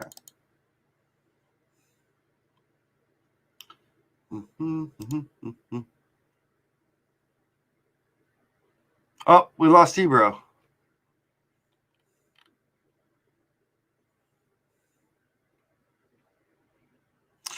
It's because it's in Feisty Kitty. Let me answer that question real quick. All right. I think the fact that people get very passionate about the Earth is round or flat is so odd. It is odd. And I agree with you in that aspect. The reason why it's odd is because that I don't understand how society in a first world country where really science dictates, I don't understand why people would be convinced that it's flat. I lost my dang internet. Sorry about that, guys. No problem. I don't know why, but this time of night, about 10:32 my time, Central Time, yeah, I always seem to lose internet, and it always seems to happen in StreamYard. But anyway, I get that too. All of a sudden, I drop. That's what happened to me earlier. Is it just dropped? Yeah. All right. So what you're seeing is a picture. Obviously, right now this is a tower. I don't even remember. I don't even remember the name of the tower. But they talk about this tower that's here, right? And this tower is a certain height. In fact, it's 0.17 kilometers tall, right? And that's how tall that tower is. And the mountains in the back is 0.748 kilometers tall. So again, we're doing kilometers because this is what scientists use. So we just have to use it. Normally we would use like feet or heck even meters, but we're using kilometers because it's just easier, right? Because we're making a triangle. That's what we're doing. We're making a triangle, right? Now, what's odd is that the difference between the two is 61 kilometers. From the tower to the mountains in the background is 61.85 kilometers, right? And yes, I have this written down. That's why I don't know this off the top of my head. I'm looking at something else, right? And so what's interesting is from where the picture is taken, knowing those things specifically, right? Knowing those heights and the distance between them, you can gauge what you would end up seeing. And in that case, by the view that you are looking at, by simple, and I mean very simple mathematics, that tower should be below the mountain. But it's not. Those mountains should be, by the visual, by just looking at it, that tower should be lower than the mountains. Oh wow, yeah. Just by visually looking at it. I mean, the mountains are tall, Yeah,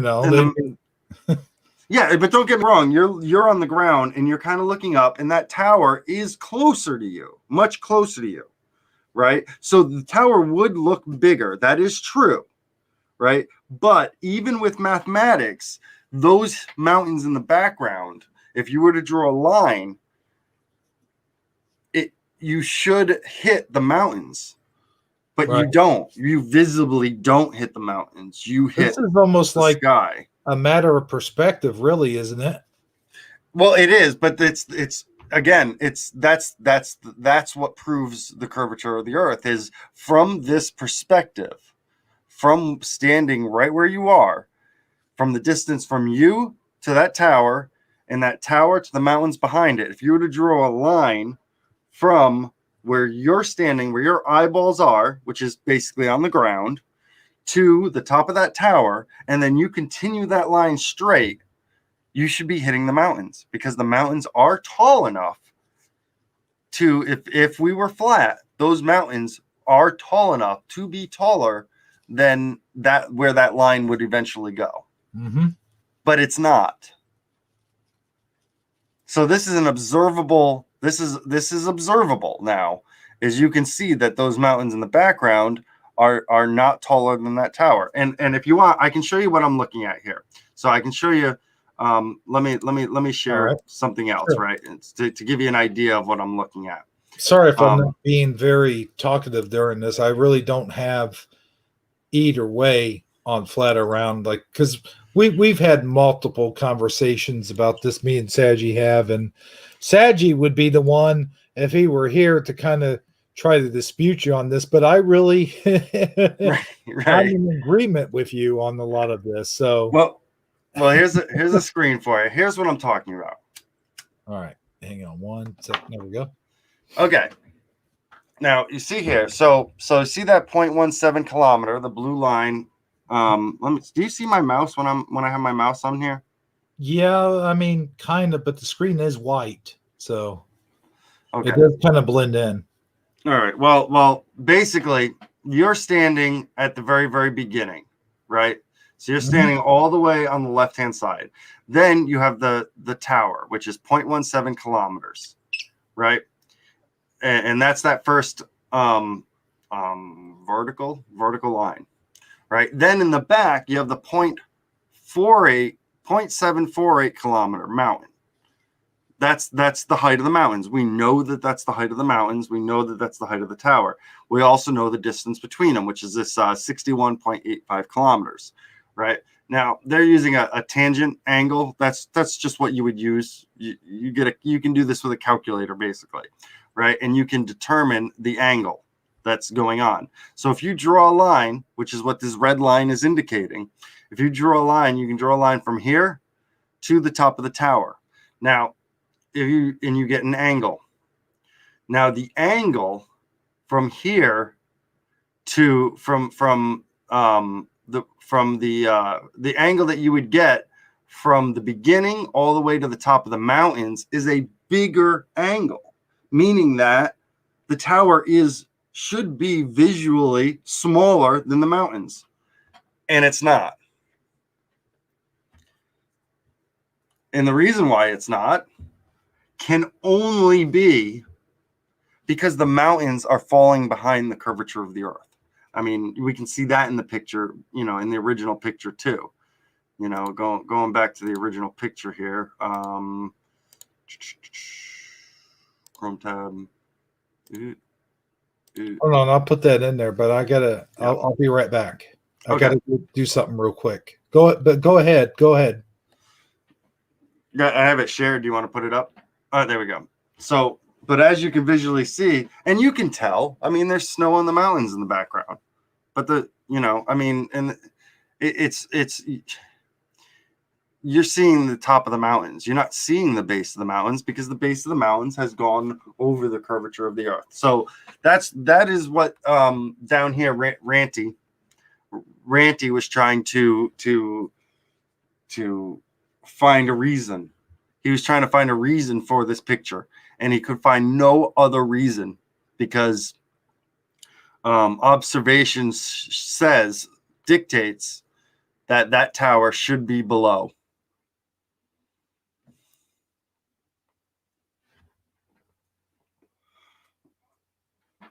So, yeah, I found it very interesting that Ranty switch sides of sorts, or really just came.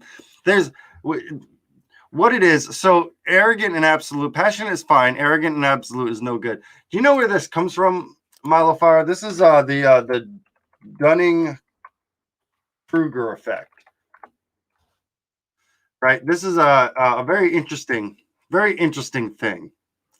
I'm going to try to put up a picture here.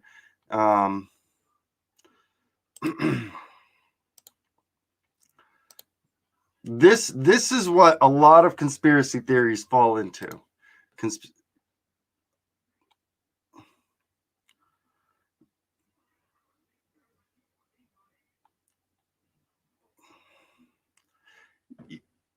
Yeah, but no, Feisty Kitty, this is taken into account.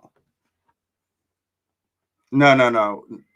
You could, but it wouldn't be true.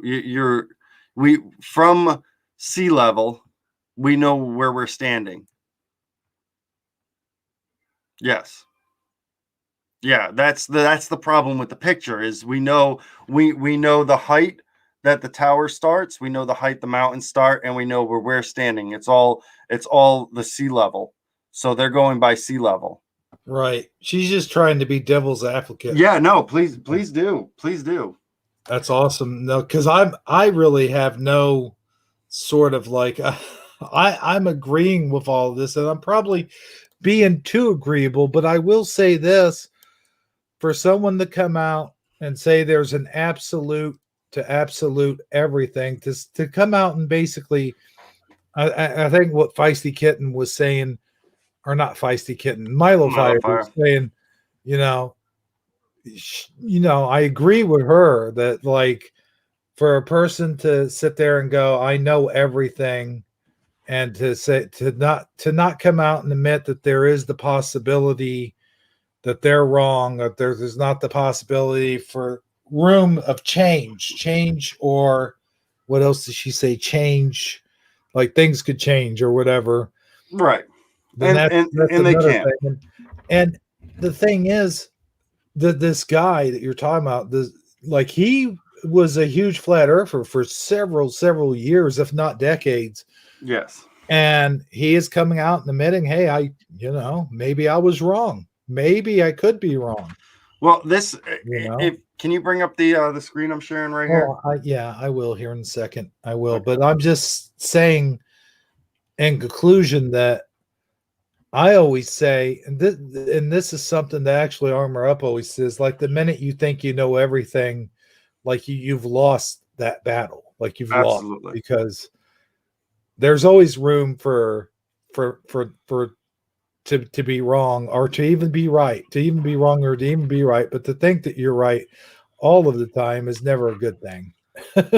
Yeah, it's know? just it's more, the reason why I get all up in arms about it is because Oh yeah, it's the arrogance of ignoring some things. Faith right. is different. So faith is a little different.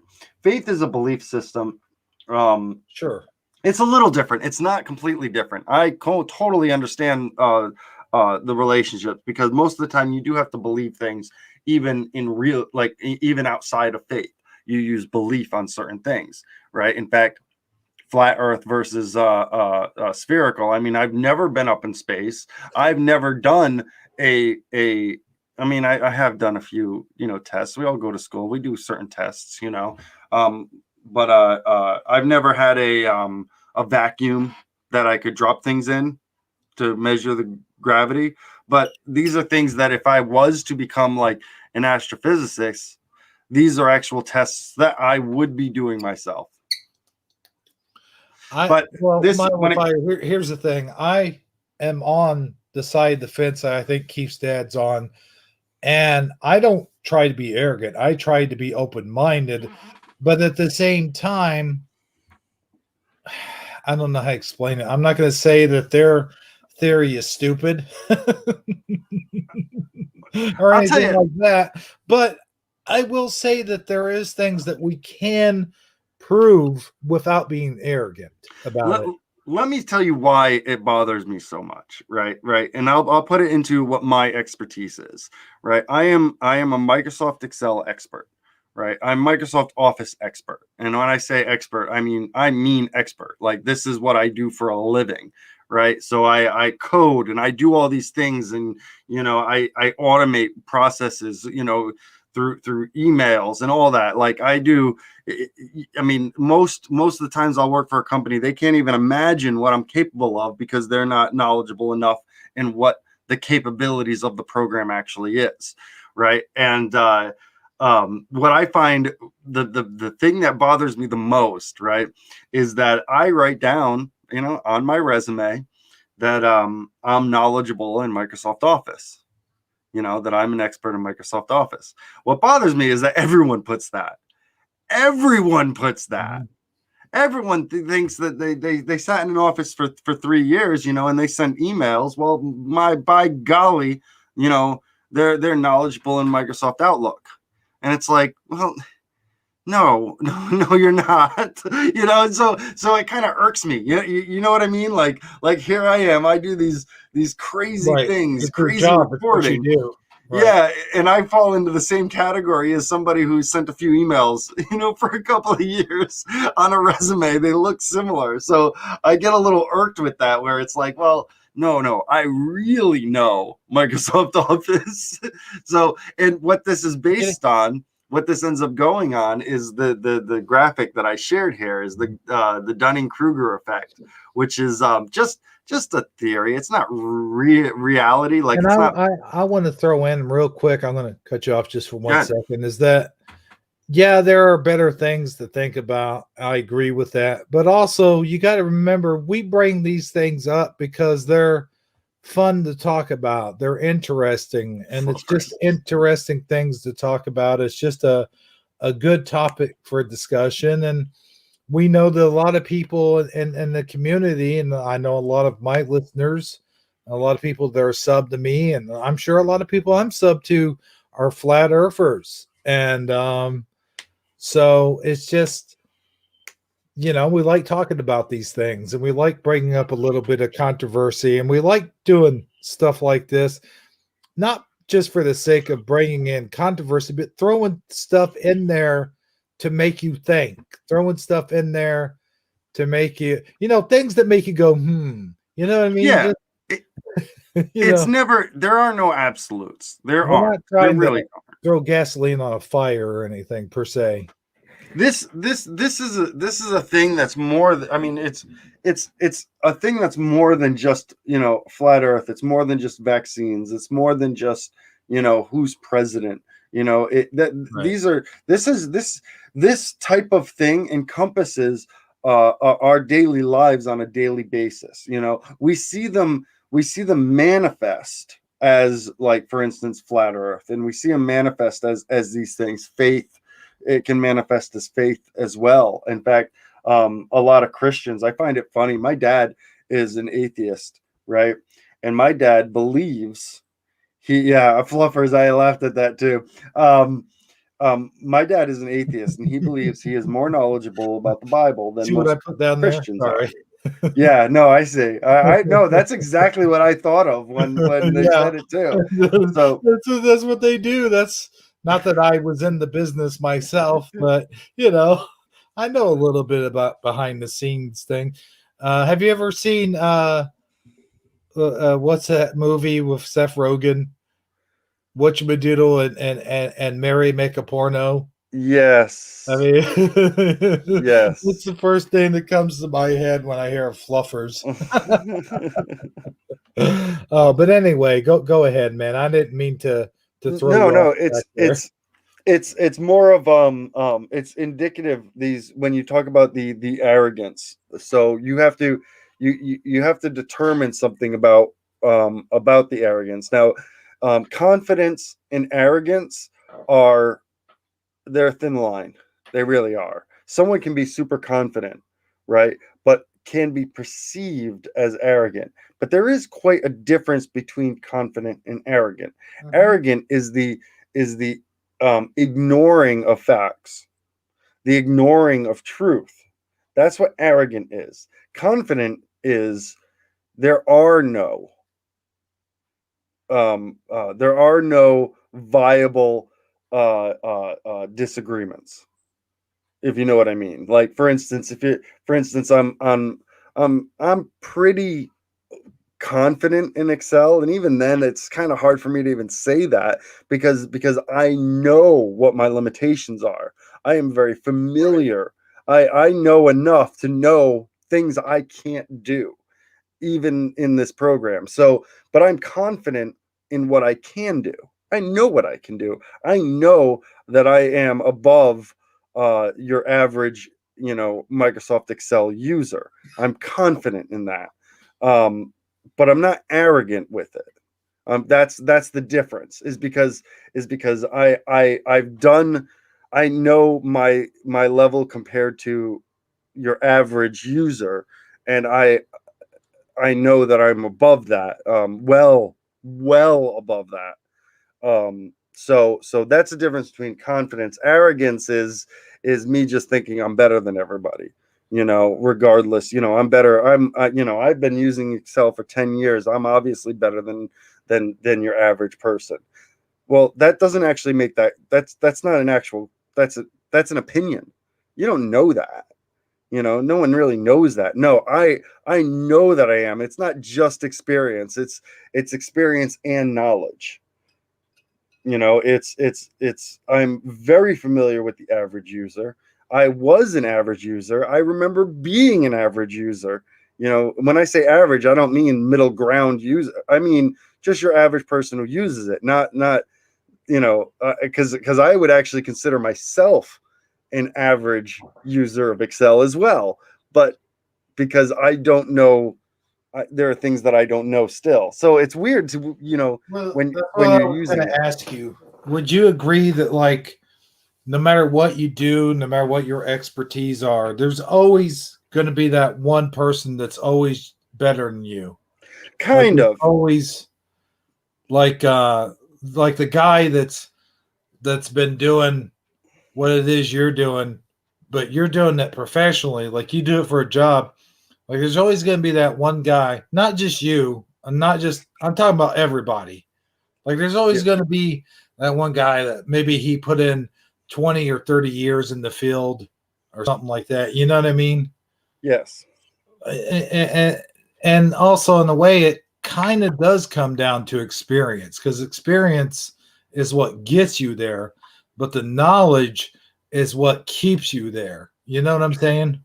Yes. Yeah. No, I know exactly what you're saying. I once took over database administration for somebody who was in the business for 20 years. The database administrator, he was the database administrator for 20 years. And he ended up leaving the company, and I jumped into a part-time to basically do his job. And when I reviewed what he did, yeah, well, yeah, Excel at Excel. When I reviewed what he did, he was experienced, but he didn't have the knowledge. For instance, the way that we used to do things 20 years ago in Microsoft Office is not the way we do things now. A good example is Microsoft Access. Microsoft Access has totally changed what it used to be capable of doing and what it does now. In fact, if you had Excel today, 20 years ago, you would not have Microsoft Access at all. But Excel can do everything Microsoft Access used to do. Now Microsoft Access is something totally different. The way that it databases, the way that it creates forms and reporting is much different than the way it initially was. So, but he was still using Microsoft Access in that old way, and I changed it over. I moved all those Access databases, which were very cumbersome and annoying, into Excel, which made it faster, easier to manipulate and change. And it was far more automated. So that's why I was capable of doing his full-time job at 10 hours a week. Like I was, and I'm still doing it. I still work for the company. And that's what I do at 10 hours a week. I work for this company, and I do his job. And so that's the difference between experience and knowledge that you were talking about, Hebrew. Right. He was quite experienced, but he didn't keep up with the knowledge, and it kind of is actually detrimental. And even in that case, you fall into this Dunning and Kruger effect, which you still haven't brought up on the screen. Well, yeah, okay. I'll bring it up there. Okay. I'll bring it up there. Well, I figured we were pretty much done with the subject matter, and was going to kind of move on.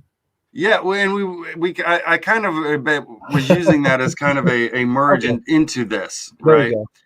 What this is, I see. Yeah, this is a comparison between competence and confidence, right? And when you first start off, we all know when you first start something, you're neither confident or competent in it. But as you learn certain things, as you start to get into it, your confidence actually skyrockets initially. That's what we see. That's what we're seeing with flat earthers, is they get a basic knowledge and their confidence shoots way up, where they just know, and that's Microsoft Office users are the same way. That's what I find it. People who thought that Trump, and this goes with any subject, people who thought Trump was the devil, this is where they are. They're at this top where they think they're so great because their confidence is a lot higher than their competence in the topic. They're not very competent in the topic. The more you learn, the more you learn in a particular area, the more you realize there's just a whole lot that you don't learn. And so your confidence actually suffers from that, and you come down. That's why you see it coming down to the point where you get to your average competence level. And when you're at your average competence level, your confidence level kind of goes to kind of like another low where you're just not sure. That's why if you heard me talking about Excel, this is kind of where I am, is kind of in this middle ground. It's like, well, I know Excel, but I know there's a whole lot more that I'm unfamiliar with, that I'm not even going to touch. Like there are certain sections in Excel I won't even touch. Excel, you could turn Excel into an AutoCAD program. I know it's capable of doing that. I'm not going to do it. That's crazy. So I fall into this, when it comes to Excel, into the kind of this thing where my confidence is kind of like, it's weird when I go to an interview or when I put up my resume or whatever, I say I'm an Excel master. All right. I use the word master, but that's that's the fluffing, you know, because if you were to actually ask me, right, I would want to be more realistic where it's like, well, you know, I mean, I'm good, but I mean, I'm sure there's someone better than me, you know. That's the type of confidence that shows that you have knowledge in a particular area. Sad to say. But the flat earthers stick at this I'm so great area. They're very high in confidence, but very low on the competence. The people who virtue signal, you know, that they also appear on this list at the I'm so great area. Right? They have high confidence, the virtue signaling, but they don't really know, you know, things are complicated. You know, they're not just black and white. You know, vaccines can be good and bad. Why can't they? Why can't vaccines be good and bad? You know, they can have, for instance, why can't I think that the COVID vaccine is kind of silly to do, but then say, oh my goodness, you better get the measles vaccine. You know, you need to get the MMR as a child. I can be for the MMR and against COVID. I don't understand why I have to be. Why do I have to put them all the same? One way and be 100% for everything. I can also think that grandma should probably get a COVID vaccine. But do I need one? Nah, not really. No, I don't. You know, so I could have, you can have a different values. You can have different views on a same topic. And I don't like the whole, it's all the same. For instance, Biden is our president. I love making fun of him. We all love making fun of him on this channel. Right? Is he incapable of doing good? No, I don't think he's incapable of doing good. He's just not going to do some of the things I want him to do. I mean, go, you know the thing. Oh, you want to? So yeah. This is a very great. I mean, obviously, there's no numbers to this chart. This is just a kind of an effect that you see with people. Is right when they start to learn something, their confidence it skyrockets initially. It skyrockets even with the littlest of information. But as you learn, you know, it goes down and it comes back up. And what you see with flat earthers and what you find horrible with it is that flat earthers always are on this I'm so great little peak, right? But they tend to be arguing people who are on the other side of it, the right side, the people who spent their lives studying astrophysics and studying you know, all these things. So they've got the competence of it. And so that's who they're trying to talk to, and they can't. And they're surprised they don't get the they don't get the same what's the word respect. And the reason why they don't get the same respect is because they don't have the competence. And it's pretty obvious when someone doesn't have the competence. Mm-hmm. So yeah, so that this is if you're not familiar with the Dunning-Kruger effect, this is I would read up on this because this is very interesting, and I find this, well, again, it's just you know, it's kind of like the Mandela effect, you know, where it's just noticed. It's noticed that this is happening. This isn't a proven thing, but it's pretty obvious that we can see this, that this happens with people. You know, and I find it interesting. So we can add this to our list of little theories, the Dunning-Kruger effect.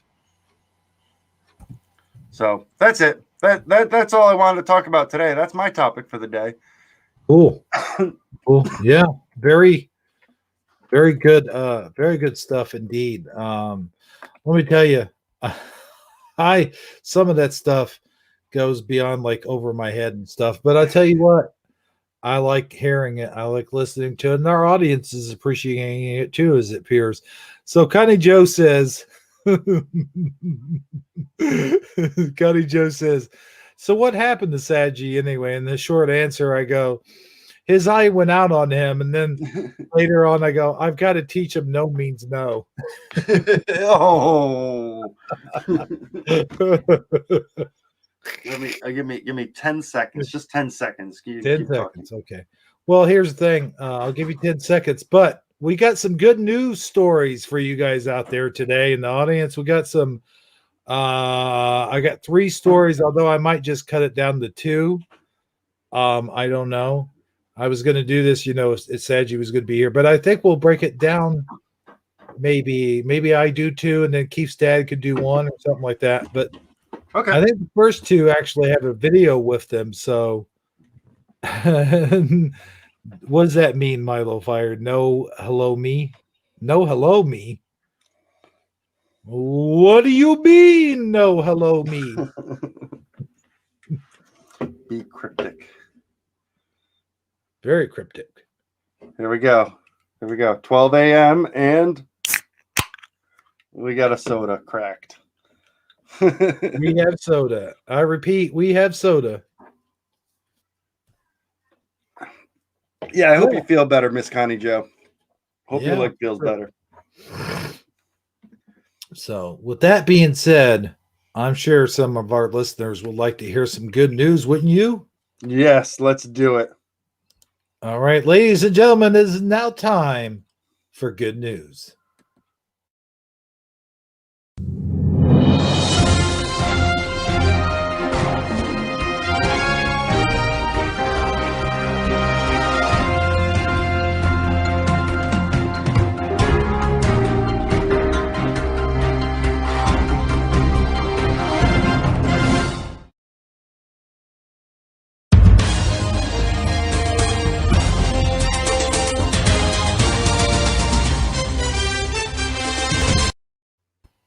All right, so our first good news story of tonight is this thing. Hold on, let me get it up here. It doesn't look good at the picture. They say someone got a free TV after robbing a store. I mean, after a night of peaceful protesting. No. That's not what it is at all. But let's get down to it. Let's see what's going on here exactly. We got restaurant wants to give burglar a second chance, offering him a job application. What? Not just the application, not the job? I know, right? That's okay. Well, how nice of them. Here's an application. Go fill it out. Good luck. No. But here's okay. So when a suspected burglar broke into a restaurant in the early hours of Saturday morning cartoons, the last thing they must have been expecting was a show of kindness from the owner. Well, I'm sure they probably thought that he was going to get stripped down, tied to a whipping post, and beat half to death. Owner Carl Wallace, whoever I heard that name before, Wallace, Governor Wallace, perhaps, I don't know, is a special sort of person. When he found his restaurant's front door smashed in and surveillance footage of the suspect, he took to Facebook and offered his help to someone on the wrong course in life. Ooh. So here you can see he's breaking in. Looks like he's stealing one of their monitors or something. Oh, seems like he would steal the cash register. Maybe that could be the cash register. Right. Okay, so our burritos are such a smash hit. We've got people breaking in at 4 a.m. for their fix. Okay. So if you see our door looking hurricane fabulous at Wheeler Road, this is why. To the would-be robber who is clearly struggling with life decisions or having money issues, well, yeah, I'm sure, please swing by for a job application.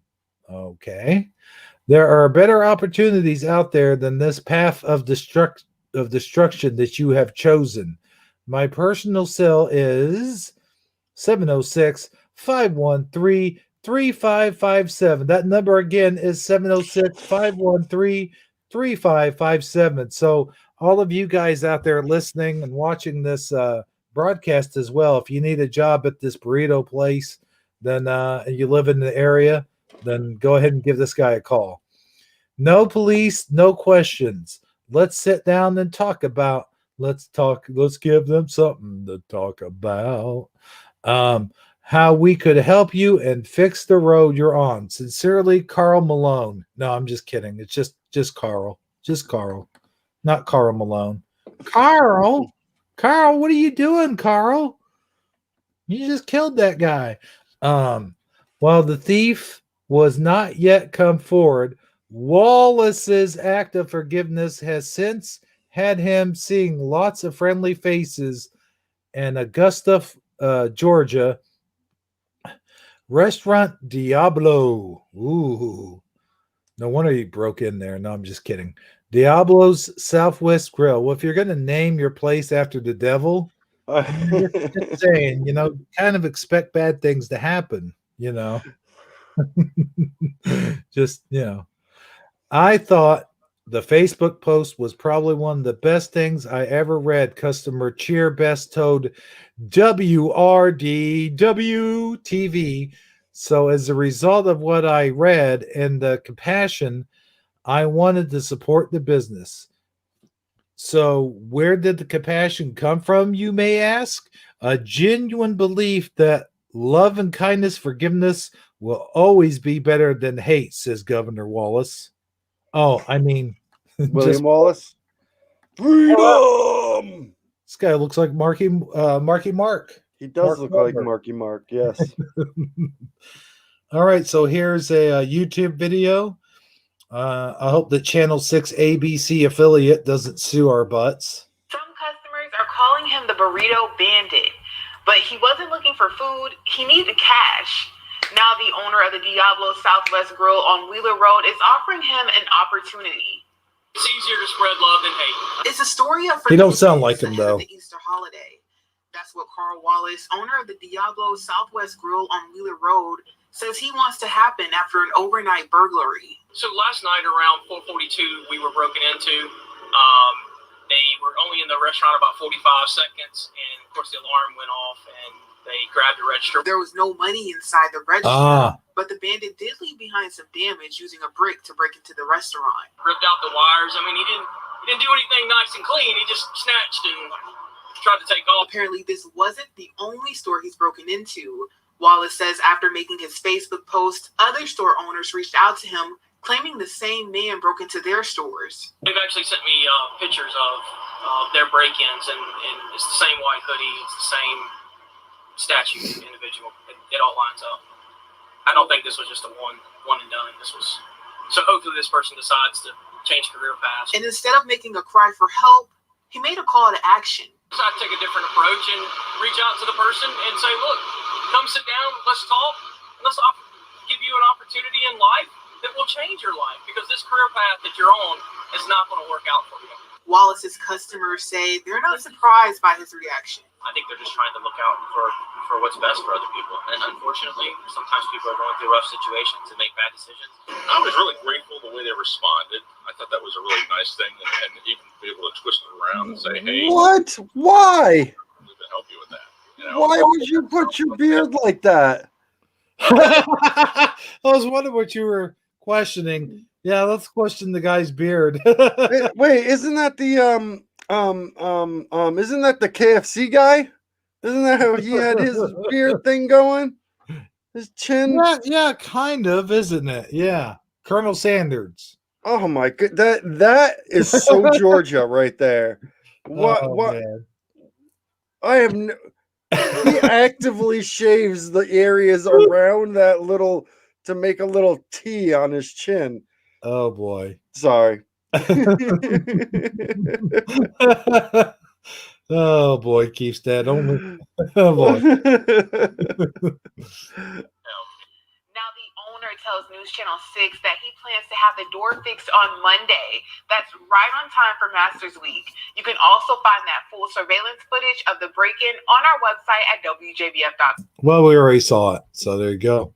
Yeah. And that is your first good news story of the night. Keeps Dad. You would out the beard. I mean, of all possible facial, just get rid of it. Right. Why go Colonel Sanders on us? I mean, that bothers me. No, as far as the news story, we talked earlier about virtual signaling, and I have to say that while the offer is nice to give them a job application, no one in their right mind would do that, would accept it. I mean, the only reason, and this is just my experience, in this subject, is that the reason why he's stealing these cash registers is he did it once and he was successful. Right. And yeah. The other thing is, like, he's doing that so he won't work. He doesn't want to work. He doesn't want a job. And I'm not saying that he couldn't, like, turn his life around or whatever. I'm not saying that, but and about 95% of all cases of these guys who do these things, it's not even most of the time about the money. A lot of times it's about the thrill of the chase, the thrill of the steal, the thrill of the wheel, or whatever you want to say it, however you want to put it. And a lot of times, yeah, they're doing it so they don't have to work. So, I mean, and that's exactly what's wrong also with our prison system as well. But I won't get into all that. But it's reforming someone like that is just it's not as easy as all that. Right. And yes, Malifier, yes, they did mention it was empty. There was no money in it. In fact, I am surprised there was no money in it, but it's not like it's not a safe. Right. It's not even made to be a safe. In fact, when I was working retail, when I worked retail, you always had $50 in there. When you close the register, you close the register with $50. Fives, ones, maybe a 10, and then a bunch of change. But it was always $50. In my experience with different stores. So I mean, the best he could have hoped for, in my experience, is $50 by taking the till. I mean, he'd probably be better off. Right. This is probably better off ripping the TV off the wall, but I think those things are made to not work in a lot of those cases. But yeah, I don't know. I mean, yeah, I mean, it is what it is. But one, I'd be afraid of him stealing your soul because Diablos, right? So on your what is it? You always empty the till at the end of the evening at my job shifts, then lock the money up. I mean, that's that. Maybe that's possible too. I mean, that's what we always did. I mean, I've worked retail a long time, and I worked fast food places and stuff. Yeah, at the end of the night, manager takes out the tills. He counts all the monies. And actually, at the end of the shift, like each shift, like whoever's working the register, they turn in their till at the end of their shift, and they count all the money and put it all in the safe. So, yeah, for the most part, you're going to put all that money at the safe at the end of the night anyway. So, I don't even know. Oh, well, no, because so when I worked at my video game store, we had registers, and what happened was when you switched. So when you switched from one to another, you took everything out except for the $50. Okay. And you moved the money into the safe, and then at the end of the night, no, the register would still have $50 in there, but you took everything else and you put it into your deposit bag and you deposited it at the end of the night. But we didn't have a safe big enough to put tills. It was just a little small safe for cash. Right.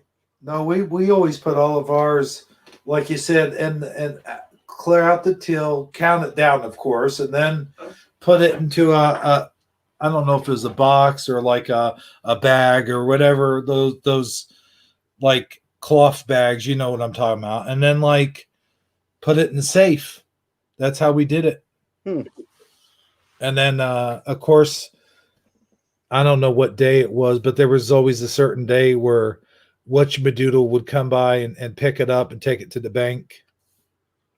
Yeah, we only had a one drop off at night after we closed. But yeah, I mean, what I really I get you. I mean, really, it comes down to in both cases is what was this guy hoping for? That seemed like a whole lot of work for $50, a whole lot of risk for at most $50. And in my case, And the other thing is, one more thing I want to bring up is like if he come down there for an application, he's gonna get someone's gonna like all these other places he robbed. They're not gonna just forget about it. You know what I mean? Like they see him working there eventually. They're going to press charges. Yeah, well, I mean, well, yeah, because what he did was a felony, and it's not about the company pressing charges. It's about the state will press charges against him. Right. The state themselves will if he press comes charges. out there and like, oh, I'm here to get the job. Oh, you're under arrest, by the way. Like, well, here's where here's where it fails, right? Is because common sense will dictate that guy is not going to go back there for a job application. Well, it's not going to happen, not in a million years. However, the next black guy, you know, that works there, if he's got a similar build, is now going to be assumed he's the thief. Wait a second. It was a black guy? Pretty sure it was. Oh. Yeah, I thought I saw that. White. Yeah, he had a mask on, and then his skin was black. It was like his forehead and stuff. Yeah. He'll get assumed. Yeah, you're right. It'll just get assumed. You know, it wouldn't matter if he was white. It would have been the same thing. If there was a white guy with a similar build, he would also be assumed that he was the thief if he got hired afterwards. So now you're actually hurting somebody else by virtue signaling like that. Right. For I mean, you could have just said nothing. That is a good point. Yeah. You know, but you have to register it as a crime. I mean, the company, the Diablo company, is not going to be like, when he said no cops, bull crap, you didn't call the cops. You called the cops. They are looking for this guy already. You already gave them the videotape. You got a smashed window, and then you have some other damages done by him ripping that register out. You have to report that to your insurance company, I'm sure. Yep, exactly. It would have to be reported as a robbery. Yep. So your insurance won't cover it if you don't report it as a robbery. That's exactly the road I was going down. Mm-hmm. Yep. So the fact that he said, oh, you know, no police. Yeah, bull crap. Exactly. It's a trap. It's a trap. It's a trap. Like, I mean, this is, it's a trap. It looks good on paper. Like, it looks like a good news story. And correct. Basically, and you know what else it does? It gives them good publicity. Yes. Too. Yes. Like I like that. The little kid who loves baby alligators. You know, oh, look at them. Look at the baby alligator snuggle up against the kid. Yeah, great. Give it 10 years. Right. Speaking of little kids, that brings us to our next news story of this evening.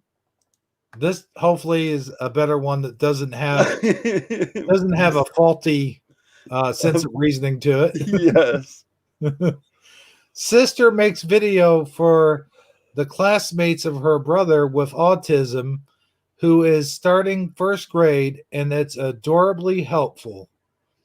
All right. So a proud mom posted a beautiful video that her daughter made marking the day her little brother was starting school this year. I hope I don't botch these names too badly. Tanya Van Bree wrote on Facebook that Ellie created this video to help spread as much information about autism as possible to the classmates at Elm Grove Elementary School who will be surrounding William for the next 4 years. Willem? Yeah. Okay. Wilhelm? Yeah, I question this mom's choice in child names. Right. Continue. Just like the Colonel Sandwich beard in our last story. Sometimes new kids or loud places scare him because his ears and eyes are extra sensitive, she explains. Ellie in 5th grade, who will be attending the same school until next year, provides 4 tips for how to be prepared for meeting Wilhelm. Overall, he's a kid like you and me, she concludes, and I hope you love him as much as I do. The video was even going to be aired during the school announcements. You might want to have a tissue nearby to watch her talk so lovingly about her. Yeah, I'm already. This is a sweet story so far. Now let's watch this video. Hello, I'm Ellie, a 5th grader in Mr. McLeod's class. Can I make it April bigger? is Autism Acceptance Month, so today I'm going to tell you all about my brother. Willem is a 1st grader at Elm Grove. You might have seen him walking the halls or outside at recess. Willem was born with autism. Autism means different things for different people. For Willem, it means he can't use words. Instead, he uses a tablet to talk.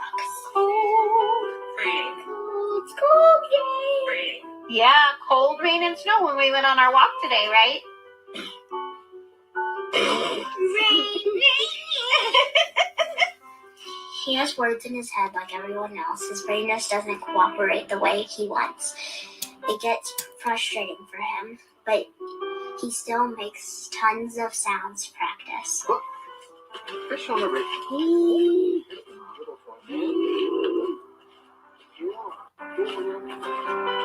His body is very excited sometimes, so he flaps his wings or claps a lot. He is very silly and likes to laugh. He loves to read, cuddle, and loves hiking in nature. Sometimes the new kids or loud places scare him because his ears and eyes are extra sensitive.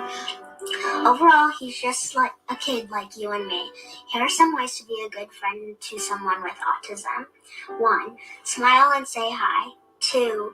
Don't be offended if he doesn't want to do the same things as you. 3. Be patient and learn what you both like. 4. If you see someone being unkind, speak up. Saying nothing is just as bad as being a bully. I hope you learned about Willem now, and I hope you love him as much as I do. Once COVID's over, give him a high five. For now, just smile and say hi. Happy Autism Acceptance Month. I can't pause Remember, everyone with autism is different. Take the time to get to know autistics. You might find a new BFF. Oh man. Well, there you go. I didn't have it. I know, right? No, I'm joking. You're joking. No, of course. This is Cynical Keith's dad. I want to throw an axe through everyone. Okay, that's right. Let's do the rest of this story. Come on, man. How can I have problems with this story? Right? No, it has nothing to do with autism. Because I have an autistic nephew. And what I do find interesting is that thing that she said about, how to deal with Willem, her four steps, I mean, that's if you're not doing that for everybody, please do that for everybody. Smile, say hi, if they don't want to do what you want to do, don't get upset. You'll find things to do with each other. Those 4 things that she said should apply to everybody for everybody. Absolutely. Yeah. Sorry, I got some soda burping going on. But yeah, I mean, no, it has nothing to do with I'm not gonna attack an autistic child. Actually, autistic children are I am extremely interested in the science behind that, and I don't know it, and I say interested because it's kind of interesting, but I'm not going to go and make a career out of it because this works now. Autistic and ADHD are different, right? Mhm. But when it comes to the different ways the brain works, I find that incredibly interesting. The different way the brain works, that autistic people can be extraordinarily intelligent, like raw intelligence. Oh yeah. ADHD is like a superpower sometimes, in particular instances. So I do find it cool that the kid is able to communicate via tablet. That's pretty awesome. That's a tool because I love when technology becomes a tool, a useful tool, because Oh that yeah. kid is having thoughts, just like you and me have thoughts. We compose these thoughts in our brain, and he is capable of doing that exact same thing at the same speed, but he can't just get it out. And I think a tablet is fantastic for that. I mentioned before, we talked about on this show before, there was an autistic girl that at 13, she ended up writing a book. Her parents got her a laptop, and she was capable of writing a book about being trapped inside her body. She felt like she was trapped inside of her body. Very interesting.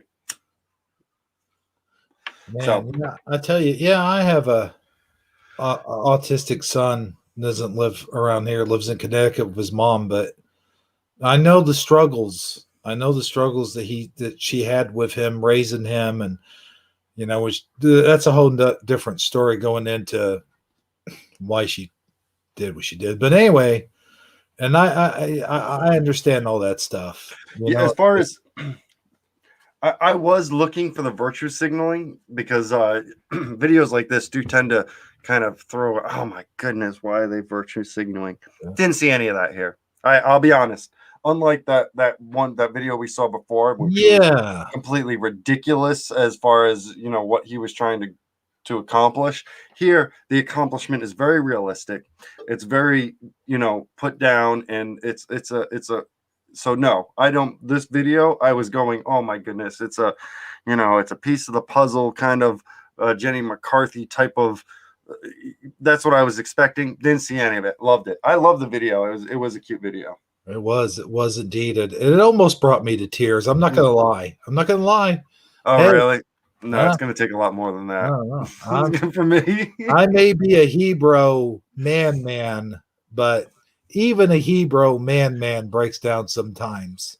Just sometimes. Every once in a while, maybe a little bit, maybe just a little bit for a little while. Just for a little while. Yeah. Where the virtue signaling comes from was not that they made a video. It wasn't that the mom posted on Facebook, because it was absolutely cute. I would have shared it on Facebook too, right? Them playing the video over the morning announcements for the whole school. Oh, yeah. I don't know if I'd go that far. Yeah. I wouldn't go that far. I really kind of sets them up a little bit for Yeah. almost like a target sort of. Well, yeah, because I mean, targeted. it's yeah, you I mean, the how whole kids point are. is, You know how kids are. I mean, her message is basically, he's just like you and me, Right. just treat him like, like you and me, except that he has this, right? But that's not, if you're going to play it over morning announcements, no, Yeah, that's not what you're telling kids. That's not the concept that's being portrayed right. here. You're making them different by doing You're that. making them different. Yes. Right. Agreed. And I'm a big thing where it was like when with my nephew, and this goes with good and bad, is I treat him like a child. Like, I mean, he is a child, so I treat him just like I would any other child for good and bad. For instance, I got mad once when I first met my girlfriend. I'll tell you the story is I would go over their house, and I don't know what I was doing. I was laying on the floor just because it was comfy. I was laying on the floor, And my autistic nephew, this is the first year like I knew him. He ran up to me and he threw a glass at my face, like a glass cup at my face, right? And luckily, you know, I was a little harder back then, so I didn't really bruise or anything like that, but it hurt, right? And I got mad. I didn't get mad that he threw a glass at my face. I got mad that all the adults there laughed and said, "Well, he's just, you know, um, he's just has sensory overload." That's what they said. They made an excuse for him, and I don't think you can do that. Yeah, I mean, I'm not saying treat them as normal. I mean, you still have to set boundaries for them. You still have to exactly if they do something wrong. You still have to correct them. Like say, no, that's not how you do things. You know, and I do understand that it's a little harder for them to understand. Correct, but it still has to be. I mean, like with my son, when he would do something, like there was never that excuse for him. There was we always tried to correct him. Correct. Yeah. You know, I'm not saying for instance, if my son was to do that, I'd take him into the back and give him a spanking. You know, right. you don't do that. But I'm not saying go to that level. You know, I'm understanding, but to just sit there and laugh, no, that's is not the appropriate action to take. Right. That makes them think that that's okay. That sort of behavior is exactly, exactly. And you can't do that. And he's having problems now. We're now 10 years later, and obviously he's having problems with this now, except that he's a whole lot bigger, like a whole lot bigger. Oh wow! So, so I kind of now I mean at this point now I just kind of stay quiet, you know, about it. And I mean that's exactly modifier. They're encouraging him by doing that. They encourage that action, and now he's having problems. Now he has major problems because it was never nipped in the bud. So yeah. So I find that video very, very adorable. I loved what the daughter did. Thank you for sharing that. That was a bit of good news. What's the third one? What's another one that I can tear apart?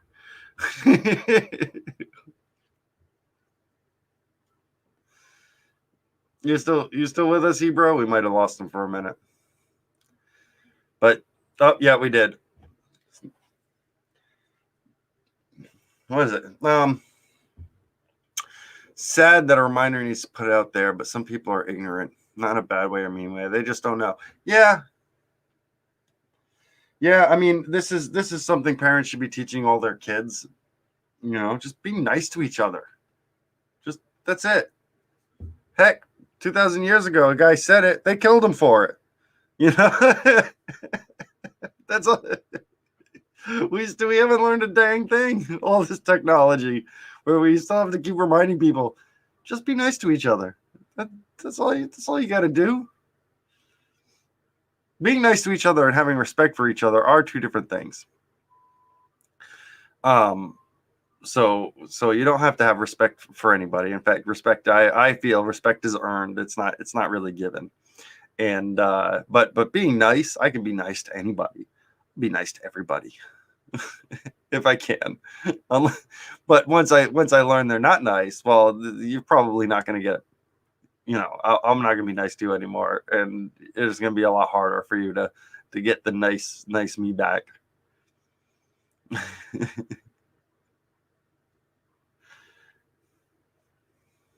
Difference between nice and kind too. Yes.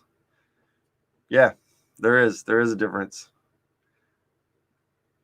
I think I think that second video was in my opinion a whole lot nicer than the first one. The first one was just full of virtue signaling and kind of pushed me the wrong way on multiple areas.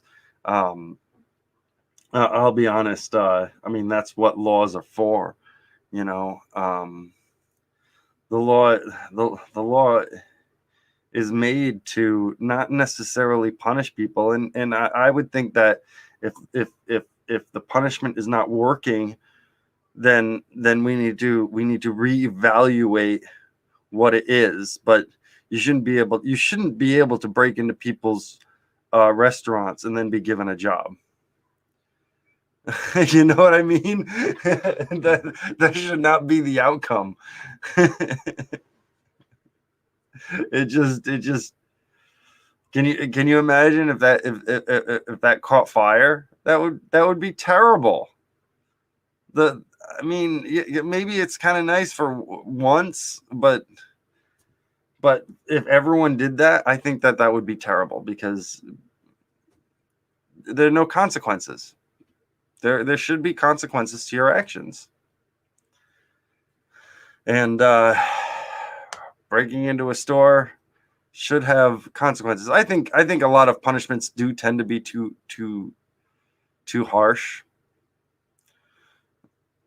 Yeah, I mean, it should be the service and fix what he broke and then some. Actually, that reminds me of Pee-wee's Big Adventure. Remember when he found out he was at the restaurant and he ate breakfast or whatever, and he found out that he didn't have any money. He lost his wallet and he had to go back and wash dishes. If you remember that, that reminds me exactly. I love that. In that case, yes, because you are technically being punished, but you are also getting a job. So he was fixing what he took, in that I understand. But if he broke into the place to steal money and then they made him wash dishes, well, that doesn't seem right. That's not the way to go. You know what I mean? It's just just doesn't make any sense. Doesn't make any sense that you would do that. You and I wouldn't. Punishments are there for a reason. Punishments can get too harsh. Like, for instance, tax evasion. Yes, Michael Fontaine. I tried to say thank you to Keith's dad the other day. Not sure if it translated as such. Oh, thank you guys. I'll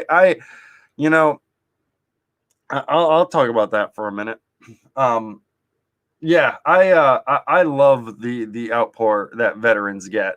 I will say thank you for and I'll say you're welcome. Oh, he bro's back. So Keep let me just finish. internet issues. No problem. Let me finish my thought and we can move on to the next one. I give you're welcomes when people say that, and I don't do it, but I don't do it to be arrogant or anything. It's more of the for me, it's a sign of mutual respect to say if someone's going to thank me, they want me to accept it, and the best way that I can accept the thank you is to say you're welcome. If you know what I mean. So that I will say usually the response to that is you're welcome. In this case, a lot of times when someone thanks me, I say no problem. But when it comes to my service, it's an added level of respect to fully accept the thank you. So you're welcome, guys, and thanks anybody else who's also a veteran as well. Okay. Yeah, absolutely. Move on to number 3. How can I destroy this one? Well, let's see. We'll find out. Well, only time can tell. Well, we have this last one here for tonight. Thank you for your service, Michael Fontaine.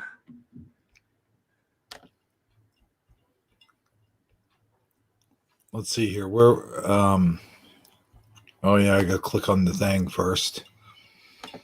I don't know what's going on. If it's StreamYard, if it's my area. We have been getting some rain. That shouldn't really, you wouldn't think that would affect the internet. Unless it's satellite dish internet, which I don't have. I have cable internet. All right. With that being said, compassionate cops replace a beloved tractor like a real actual tractor, for 4-year-old after it's stolen. Watch. Okay. So, This is a heartwarming moment. A group of police officers surprise a boy with a little tractor after thieves stole his favorite tractor toy. Like, really, guys? You gonna steal a little tractor toy? Like, who does? Yeah. I will Like, say those things are way expensive, though. Aren't they like $250? Oh, they're probably more than that, even. Yeah. They are worth some money, but I mean, just what new lows can we stoop to? I mean, really, unless it's like some other kids, you know what I mean? Like, I could see that because that happened with kids' bikes all the time, you know, kid bikes being stolen by other kids. I do get that. $369. Yeah. That's like more than I paid for my Xbox. Of course, I did get it on bargain at a bargain bin over at eBay. Electronic. What's it called? The EB Games. Whoo. EB Games. Yep. Yeah. Whew, man. All right. So here we go. 4-year-old Gerald Philbrook. Yeah, another parent I want to question on their choice of names. Gerald. All right. Gerald. That sounds like the bad guy. He was the boss, like not the boss, but the bank manager in Gremlins. Like he was the one always given Pilsner. What's his name? Billy. He was always giving Billy a hard time. Okay. Anyway, was delighted when big-hearted cops. I better watch it with that big heart. That can get you in a lot of trouble. I know a lot of people that died from having a enlarged heart. Oh, they didn't mean it that way. Okay, never mind. Brand new replica of John Deere. There's another Mandela effect. Police swung into action. They swung into action like Tarzan? Wow. That's kind of cool. Yeah, there's no colorful terminology being used here. Yeah, there sure is. After a patrol, Sergeant Andrew Brooks. Now there's a name that you can remember. Read Gerald's dad's Facebook post explaining how his cherished old tractor had been stolen. Peter Philbrook wrote the post how he and Gerald had found the toy and bonded while repairing it. Well, that's nice. Yeah. So the tractor held great sentimental value. After an unusual search effort, Sergeant Brooks, with some assistance from a local Walmart and Temp Officers Association, purchased the toy for Gerald. Well, that was nice of him. Brooks was so overcome with emotion when the time finally came to give Gerald the new tractor, he started tearing up. Once he collected himself, much like, C-3PO did in the first movie, he had to collect himself after the Sand People tore him limb to limb. Brooks presented Gerald with a personalized license plate for his tractor as well as a peace sign bumper sticker. On receiving his special gift, Gerald replied, "This is actually cooler than the other one." And we do have a video for this as well from Twitter. So let's watch this video. Hey, we heard about your data tractor. Thank you. So we decided to go get you one.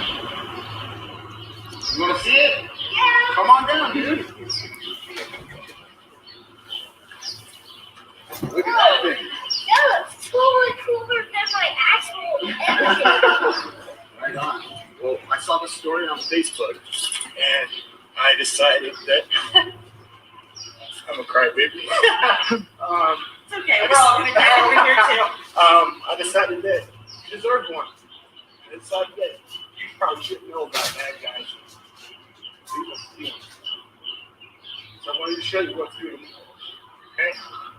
So we went to Walmart, talked to the manager, he gave us some money, and then we talked with our Kentucky Officers Association, with our union.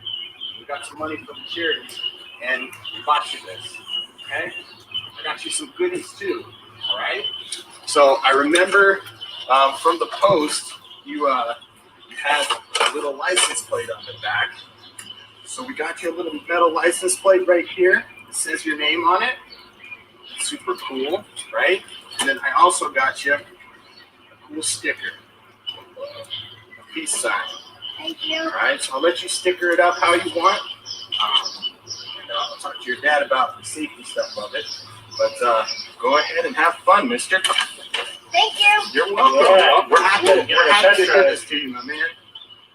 This is actually, well, not even exactly like the other one, and not even a little bit. This is like exactly cooler than the other one. Wow. Go ahead and give it a test drive, man. Yeah. Cool. Well, oh man, I wanted to see him test drive that bad boy. Oh man. Look, Michael Uh-oh, Fontaine, I what was want to it? respond to you, but I'm not gonna. I'm gonna keep it on track for right now. But maybe later I'll respond to you and talk to you about that. But all right, you ready, Hebrew? Oh, you gonna punch a hole in this one? Oh yes. You gonna throw an axe through it? I'm gonna throw an axe through the chest of this story. Oh man. Okay. Okay. One, I absolutely can't stand photo ops when it comes with this kind of stuff. You know, Saji's kind of the same way. We talked about that in one of the stories. But go ahead. Okay. So, and this is one of the problems. I actually had this discussion with my wife early on when it came to police officers, because we talked about certain things, you know, when it comes to a lot of the police shootings and stuff like that. And I find it very disturbing that you know, there are certain, you know, let me give an example here. Is they were all suited up. Every single one of them there was suited up to give a toy to a kid. Why? What one, were they on the job? Are we going to people's houses and giving presents while being sworn to serve and protect? I mean, I hate to be the naysayer on it, because it was the act itself I have no problem with, right? But there were things I was looking for initially. Is one, where did the money come from? Because if the money came from the police, like the police force, you know, and stuff, it didn't actually. It was taxpayer money, you know, and so I was waiting for that. That didn't happen. I'm kind of glad that didn't happen. It looked like it was kind of like a deal between the police officers' personal funds, and a police association, and with Walmart, which is fine. You know, that's personal money, and that's cool for $369. You know, but one, they're all suited up. Why are you all suited up? Where did you just come from a bank robbery? Did you I mean, this was a photo op. The fact that they're suited up, police officers can appear in plain clothes. They're perfectly capable of it. But the whole point was we needed a photo op to make the police look better. And that's really what this was. And that bothers me, because it seems like that the act itself was it wasn't enough. We had to really show that it was the police, not just some guy doing a nice thing. We had to show that it was the police doing this. And that is disturbing for me. I don't like that. Why did they need to have their flak jackets on? You know, why did they need to bring their guns? It just doesn't make any sense why they needed to be full suited up to give a toy to a kid. I'm hoping they didn't do it while they were on the job, because that's not what they're paid for. They're not paid for that. You know, they're paid to, you know, solve crime. That's what we pay them to do. So I mean, what they're fighting a losing battle, you know, because everyone's got cameras now, right? People have been complaining about what the police do for decades, but now people have cameras, so we're starting to see it. And so they're trying to counteract it with these nice little photo ops instead of addressing the real problem. And the real problem is they're not doing what the people who pay them to do want them to do.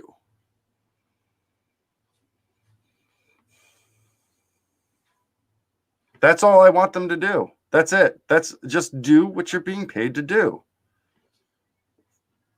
And this photo op kind of it irks me because while it was great for the kid and all that, it was number one a photo op for the police. I agree with you in the sense that like they could have just done this, just did it, and not had all the cameras around, not had taken the video or not had posted it to Twitter. I get that. Or at the very least, they could have showed up in just their plain clothes, because I think it said in the article somewhere that they did this while they were off duty, if I'm not mistaken. Did it say that in the article? I don't know. I might. If it said it in the article, then they definitely shouldn't be carrying their guns and flak jackets and.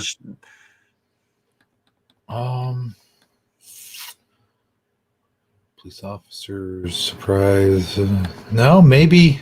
And the problem is that there are good men in blue. I absolutely agree. Right? It's not my biggest complaint isn't necessarily the bad men, the bad people.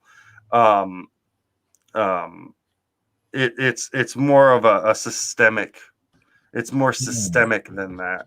That has a problem that I really have a problem with when it comes to the police. You know, it's the blue wall of sorts. Too many good deeds that get recorded. Like, think about animal rescue. I've been there. The last thing on my mind is to go get my phone to make a video. Wow, I don't know, not me. If I thinking about that the other day too, is like there's this dude on. They don't even do that anymore. Huh? Animal rescue. Animal rescue. Yeah. Police won't animal rescue anymore. You get you know that whole cat stuck in a tree. You call the fire department. They don't do that anymore. No. They so won't. Much, I don't think, unless you're in like a really small town. I think. Not only that, what's funny is that John Deere was stolen.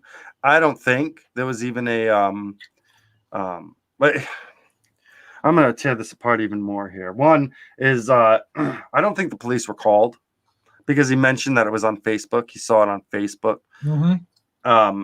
And which leads me to believe that this isn't just a random act of kindness. Mm.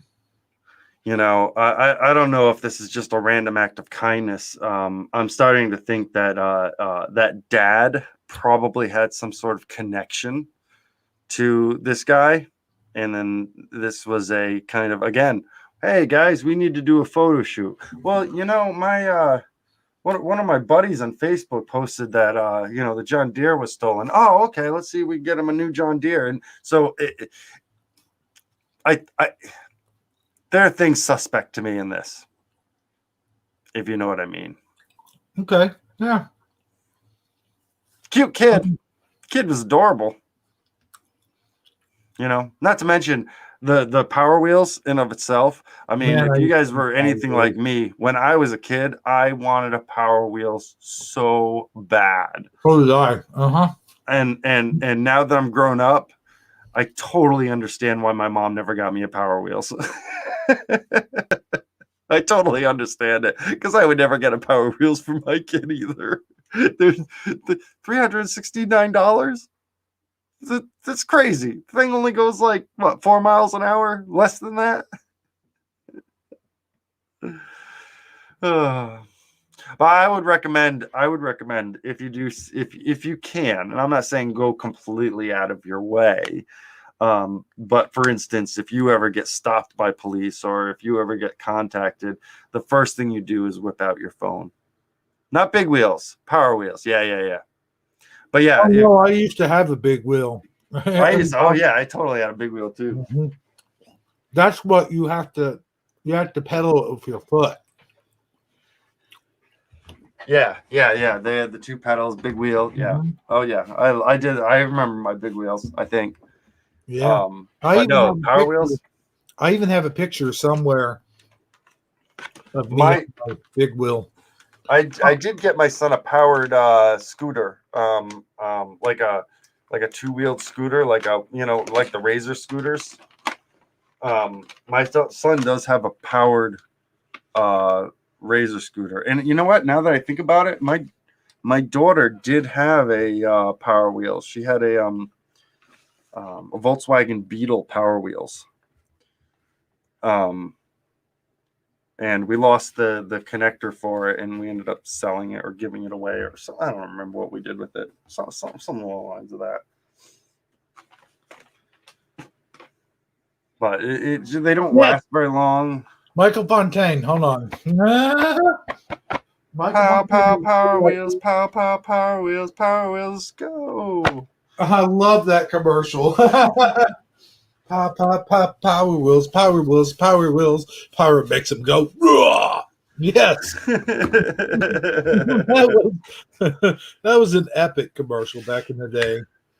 I mean, I always circled it on Christmas. Mm-hmm. I mean, it was always something I circled. I always wanted one. Never got one. I never got one either. But totally I did get the big wheels. I did get the big wheels. Yeah. Yeah. Well, big wheels is like when you're 3 years old. I wanted one when I was like 7 or something like that. Every time you go to Toys R Us, you used to be able to jump in and ride them. There's actually one that cute little story. Not cute, actually. This is a depressing story. I was when I drive to Walmart. Walmart is only about 2 miles away, ish, something like that. When I went to Walmart the other day, or when I've been going to Walmart ever after Christmas, I remember going to Walmart looking for toys for my kids for Christmas last year, and they had something new. They had this big green tank. Funny that you mentioned the green machine. It was this huge green tank, a Power Wheel green tank. It was huge, and it was like $400-$500. And when I after Christmas, I would drive home, and I only drive on 2 streets to get to my house. And this one street, it was more, I guess, a little lower income from where I was. But I remember in the driveway, I saw the green tank, that they had got a green tank for Christmas. And I thought, oh, that's cool. I bet you that kid loved that green tank, And then I also thought to myself, I was like, man, you got it out in the elements and stuff. I mean, that thing's going to get old really quick. And over the course of, the first 4 months, you watched it. I watched it go, kind of get attacked by the elements over the course of just 4 months. And it didn't look the same as when you, buy it at the store.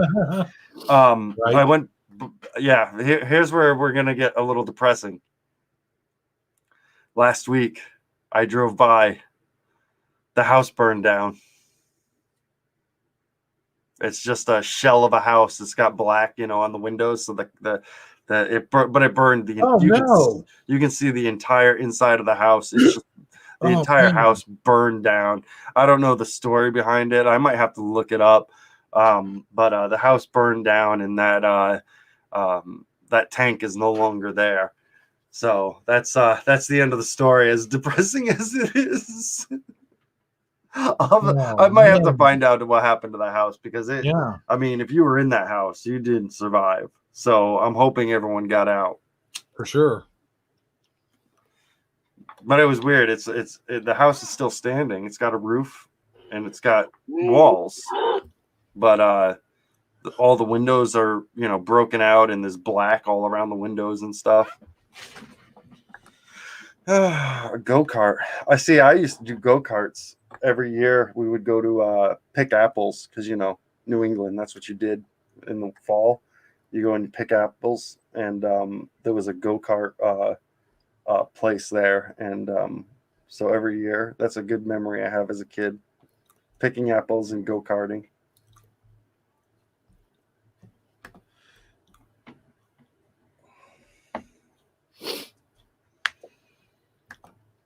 Doing a lot of talking.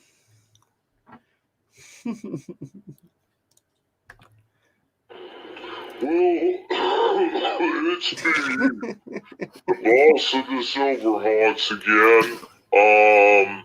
You're playing a video? Reggie couldn't make it again. I'm trying to find. I thought I was muted up. Am I talking? Yeah, we could hear that. Oh shit. Okay. No, I thought I was mute. I'm trying to find. I sent something because I got another message from the boss of Silverhawks about Saggy. Oh, did you? Mm-hmm. Were you gonna save that to the end, or do you want to play it now? Well, I'm going to save. I mean, we are getting ready to close the show, right? Yeah. Yes, we are. So I just wanted to find that. Dang, I might not have sent it anywhere. Wouldn't that be depressing? Did I put it in wasted youth? No. What in the name of? What in the name of? Well, I can go back. I can go back to Michael Fontaine's comment up there while Sure. you're getting that all settled. Michael Fontaine mentioned. You're still not muted up. I'll mute up. Okay. All right. So Michael Fontaine says, "What were you in the Marines?" I was a mechanic in the Army and drove a wrecker, Hemet wrecker, awesome truck. All right. So I was a warrior. I was a rifleman. That's what I was. That's what all Marines are. We're riflemen. There's your answer. Did I have a secondary job? Yes, I had a secondary job. I was a individual materials readiness list manager. And I'll explain it real quick.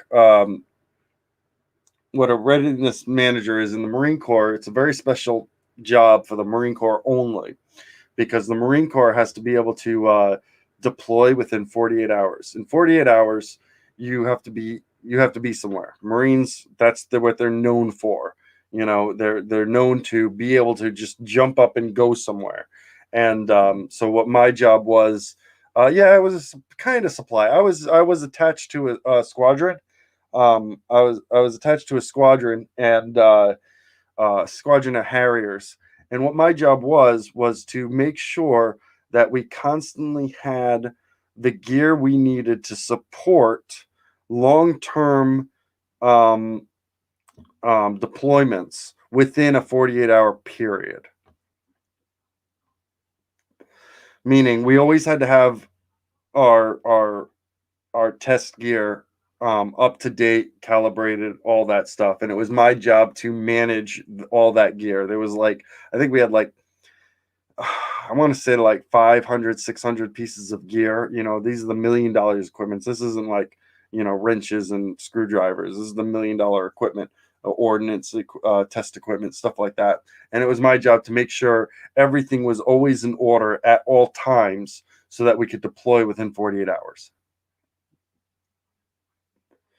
That was the gist of my job. A individual materials readiness list manager. So I just had this list that says, hey, you have 16 Harriers. To have 16 Harriers, you need this equipment. My job was to be able to procure all this equipment to make sure that it was all functional at all times, is basically what my job was. And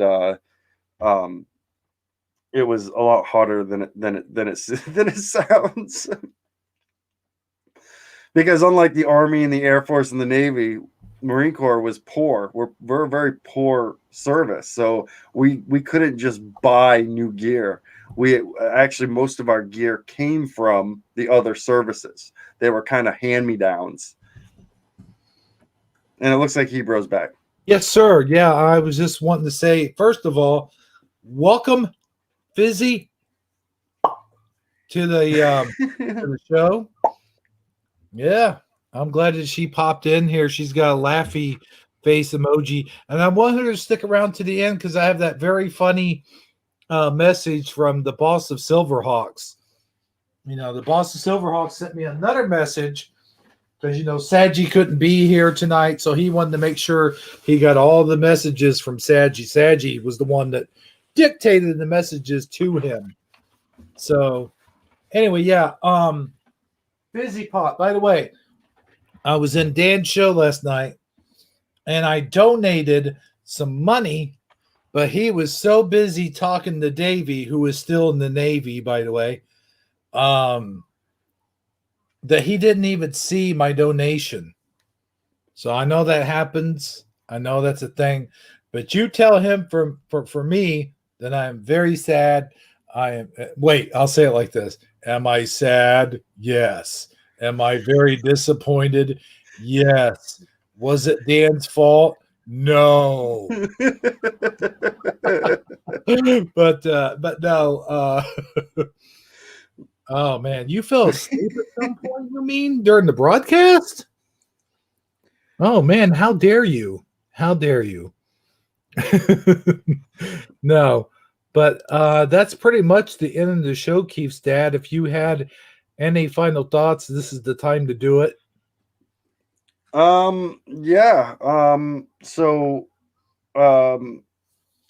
My goodness, final thoughts. Let me just say, never say that again, Michael Fontaine.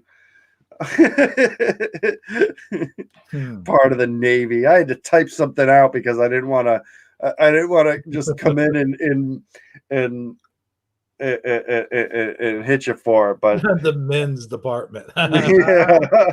Yeah. No, we are not part of the Navy. We used to be. Oh my God. She said she woke up. Oh, what I say? She woke up at 10 a.m. in the StreamYard by herself. Oh my gosh. I don't think I've ever done that before. Like, how do you even do that and your phone stays on? I mean, wow. Unless I guess if you're on the computer, it could work, right? Like the laptop. I do this on my computer. Are you not on your computer? Oh yeah, I'm on my computer, but Sadji and I think Sandy Diva, and I thought Sandy Diva and Fizzy were on their phones. That's why I was saying that. Oh. Like, oh my gosh, that's hilarious. Oh, she was on her laptop. Okay, that makes sense now. Sorry, I didn't mean to cut you off during your final thought, but that was hilarious. No, you're well. I was done. You jumped in right at the fine time. Actually, when I say computer, I mean laptop too, because I really, unless you're a hardcore gamer or you're mining Bitcoin or something, I don't really see any need for a desktop anymore. Laptops, heck, my laptop it's on 24/7. I just, they're nice and cheap now. I would choose a laptop. Get those Star Trek Next Generation little tiny laptops with the little circle for the. Now that I'm watching Star Trek for the third time, I am looking at the computer screens and trying to I guess not really decipher what they're doing, but try to figure out, hey, there's no keyboards. Like, how are you doing any of this? Exactly. There's no words. There's no nothing. They can walk onto another ship from another alien race, and they're like, oh, we could just patch right into their computer system. No, you can't. No, you can't do that. And I'm thinking to myself, you can't just walk onto an alien ship and then just press a few buttons and power comes back on. You don't do that. You can infuse Jordy's visors with a tricorder. You could do anything, Keith's dad. Well, we use the same technology, and I tell you one thing: I could go over to a Macintosh, and it would be like an alien to me initially. I don't just walk up and push a few buttons and be able to do exactly what I could do on a PC. And this is the same technology. I can picture her saying that. It's so tiny. Sorry, go ahead. Laptops are warm. I actually I have a what do you call it? A station. Station. I put station. Yeah. Station. It's so tiny. So, I have a cooler for my laptop because it does get warm, so I do keep it cool. Yeah. So that my base is a fan. Yeah, imagine if you kept your laptop like we used to, like laying in bed, like you put it on your belly or like even like on your crotch or something. Like, oh shit, it's burning my pants. The laptops can get they can get That's pretty probably hot. worse than putting alcohol down there. I'm just saying. Yeah, it could be worse. No, I don't believe that. I don't think anything is worse than putting alcohol down there. Yeah, well, we learned. Oh, good golly. Yes, there's my final. Do not put rubbing alcohol, on the family jewels. Bad idea. Terrible outcome. Don't do it. Final thought. There you go. All right. Well, with that being said, here's the boss of Silverhawks with a very special message. Wait, am I sharing? I'm not even sharing. What the heck's the matter with me? Oh man. I was reading the comments and listening to you, Keith's dad, and just got all caught up in the moment. Okay, here we go. This is the one I wanted Fizzy Pop to watch, so it better be special. All right. Can you see him? All right. Yep, we can see him. Okay, boss of Silverhawks with the closing arguments. Here we go. Well, hey, we had a beautiful show once again. I'd like to thank everyone for being here. Hey, Hebrew wanted to remind me to tell you guys, watch his Legend of Zelda movie. It's a really good movie, and hardly nobody watches it.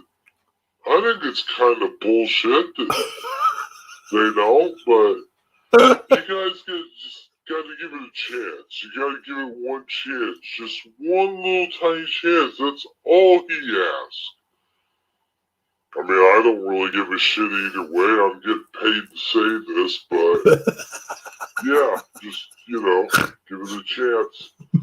So anyway, for everybody here at Shifty Sunday, we would like to welcome you to Taco Tuesday. Why am I saying all this?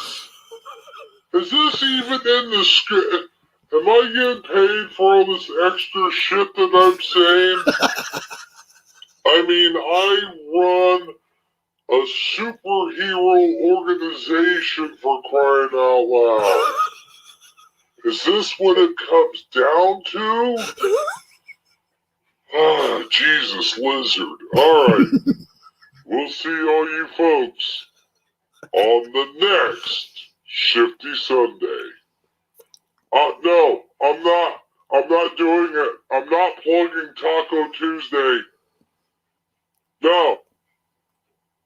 Well then, fuck it. We'll just do it live then. We'll just do it live. Huh? What's that? Oh. Alright then. Goodbye, everybody.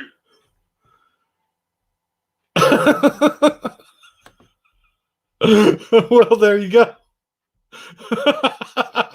What Legend of Zelda movie are you talking about? I put out a Legend of Zelda movie a few months back, and absolutely almost nobody watched it. Oh, you did? Yeah. Oh. Okay. Yeah. I'll go watch it. Cool. I thought you made me Google Legend of Zelda movie, and the only thing I could find is a movie that came out in 2009 called The Hero of Time. And I'm like, is this the movie he's talking about? And I scroll down and it says it had a budget of $4,500. And I'm thinking to myself, there's no way it's got to be this movie. Yeah, no. Fizzy Pop says she was reacting to that toy. Poor guy, man. This is like his only paying gig, like being Sagi's messenger guy. Well, apparently this time he was your messenger guy too. Oh, yeah. That's why I borrow him from time to time. I gotta say. But he complains a lot. I mean, that was nothing. You should hear him behind the scenes. Oh my gosh. Oh, but seriously, guys, I do want Fizzy to hear one more thing, though. I will say, what you guys don't know, let me give you a little behind the scenes here, right? Is earlier when we first started and I jump in, right? And this is very common with Hebrew. We'll usually talk for about 30 minutes prior to starting the show and just to get everything ready. And what's funny is I joined in and Hebrew will be talking to himself. He'll be getting ready by himself. And so I walk in, and it's very common for me to just walk in and wait for Hebrew to stop talking because I don't know who he was talking to. But in this case, I do know who he was talking to. He was getting ready for the show. But I'll be honest, it's kind of common that when you there's almost like a pre-show that Hebrew does for everybody when they're backstage. There was one time me and Saji, we were both backstage, and Hebrew was just doing a show just for us for some reason. I don't know why. He is hilarious. Man, I'm trying to find that SpongeBob thing. Where did I put that at?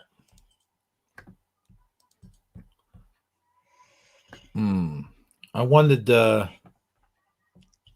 is it here? Wasted Youth. Ah! I went too far up. I wanted Fizzy to hear this and see what she thinks of my SpongeBob. Oh, there you go. So here we go. We got Hebrew Crew. That's where it was. Duh. All right, so I don't have to share the screen for this, but it does help. I'll do the one where it's just him and Patrick talking, okay? Okay, that's a good one. I don't have to share the screen. Hey, Patrick. What are you doing, pal? Hey, SpongeBob. Nothing. Well, how would you like to go down for some triple chocolate sundaes? Oh boy, triple chocolate sundaes? That sounds fun, SpongeBob. Oh wait, I don't have any money. That's okay, Patrick. It's my treat. Okay, let's go. There you go. What do you think she thinks of that? I think Fizzy Pop will like it. Yes.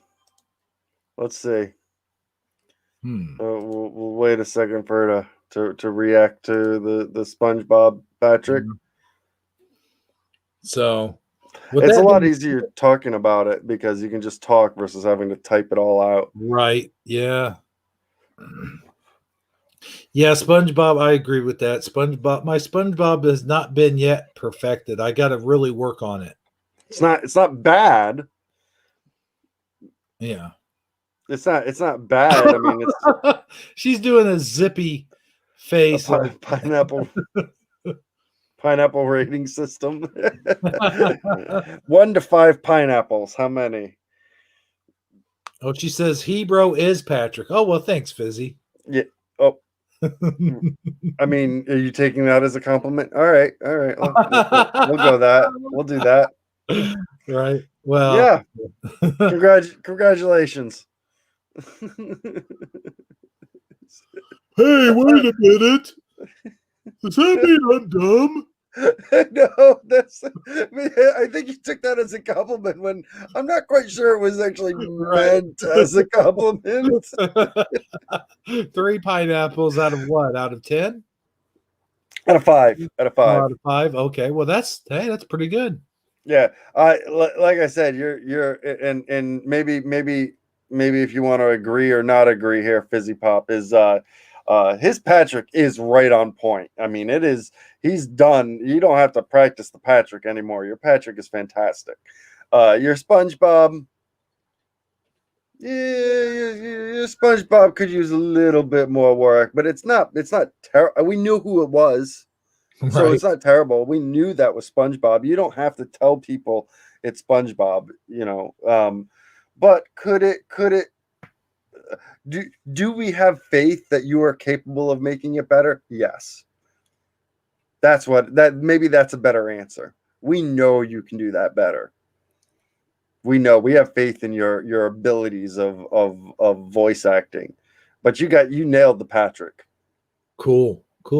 Yeah. Well, thanks, guys. Thanks. I appreciate that. Milo Fire said out of 5. Okay, that's cool. Yeah.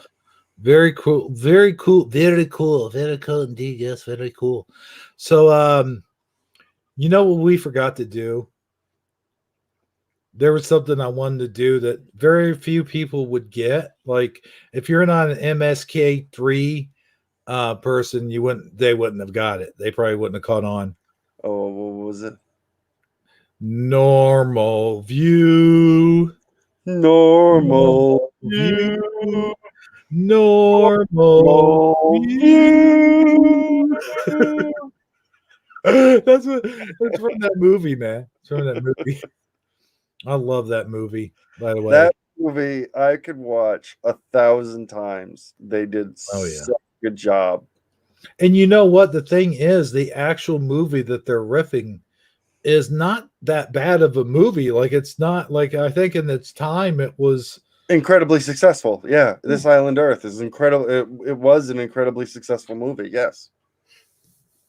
Yeah. So they took a big chance there, but hey, they pulled it off, man. They pulled it. One of my favorite parts is like when the monster appears, right? And he goes into the room and they're in those tubes. The things they do in those tubes, by the way. Ruth, like, I farted. Then the monster comes in, and then right before they get ready to release the tubes, and like, what's his name? What is his name? The main dude, the main character.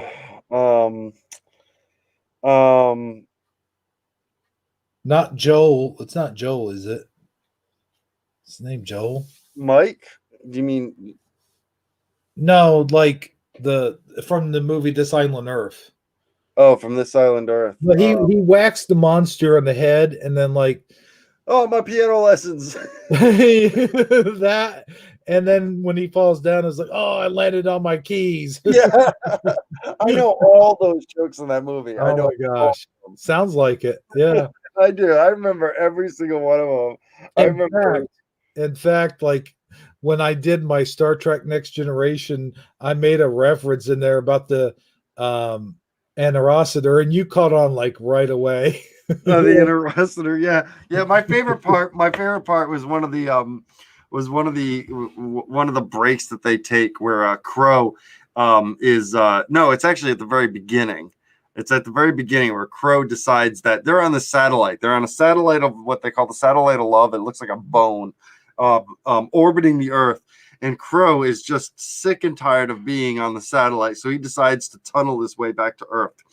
And Joe goes, have you thought about this? And Crow's like, I've given some thought on whether or not this would work or whether or not I'm completely insane. And I decided to go ahead anyway. I thought that was the most hilarious response to that question. Right? Man, I kind of want to go. Let me see if I can find MST3K movie quote.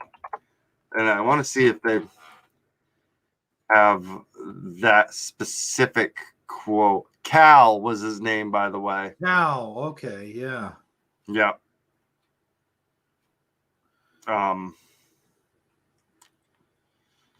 I don't think they're gonna have it. Wow, there's a whole lot to go through. But hey, baby,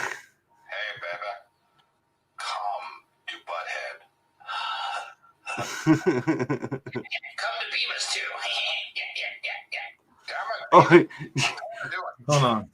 Let me I don't know if it'll pick up on microphone very well, but Michael Fontaine says he does Beavis and Butthead, and I want to see if my Beavis and Butthead offends him. Hold on. TikTok. Shut Hey, baby. Come to Butthead. Yeah.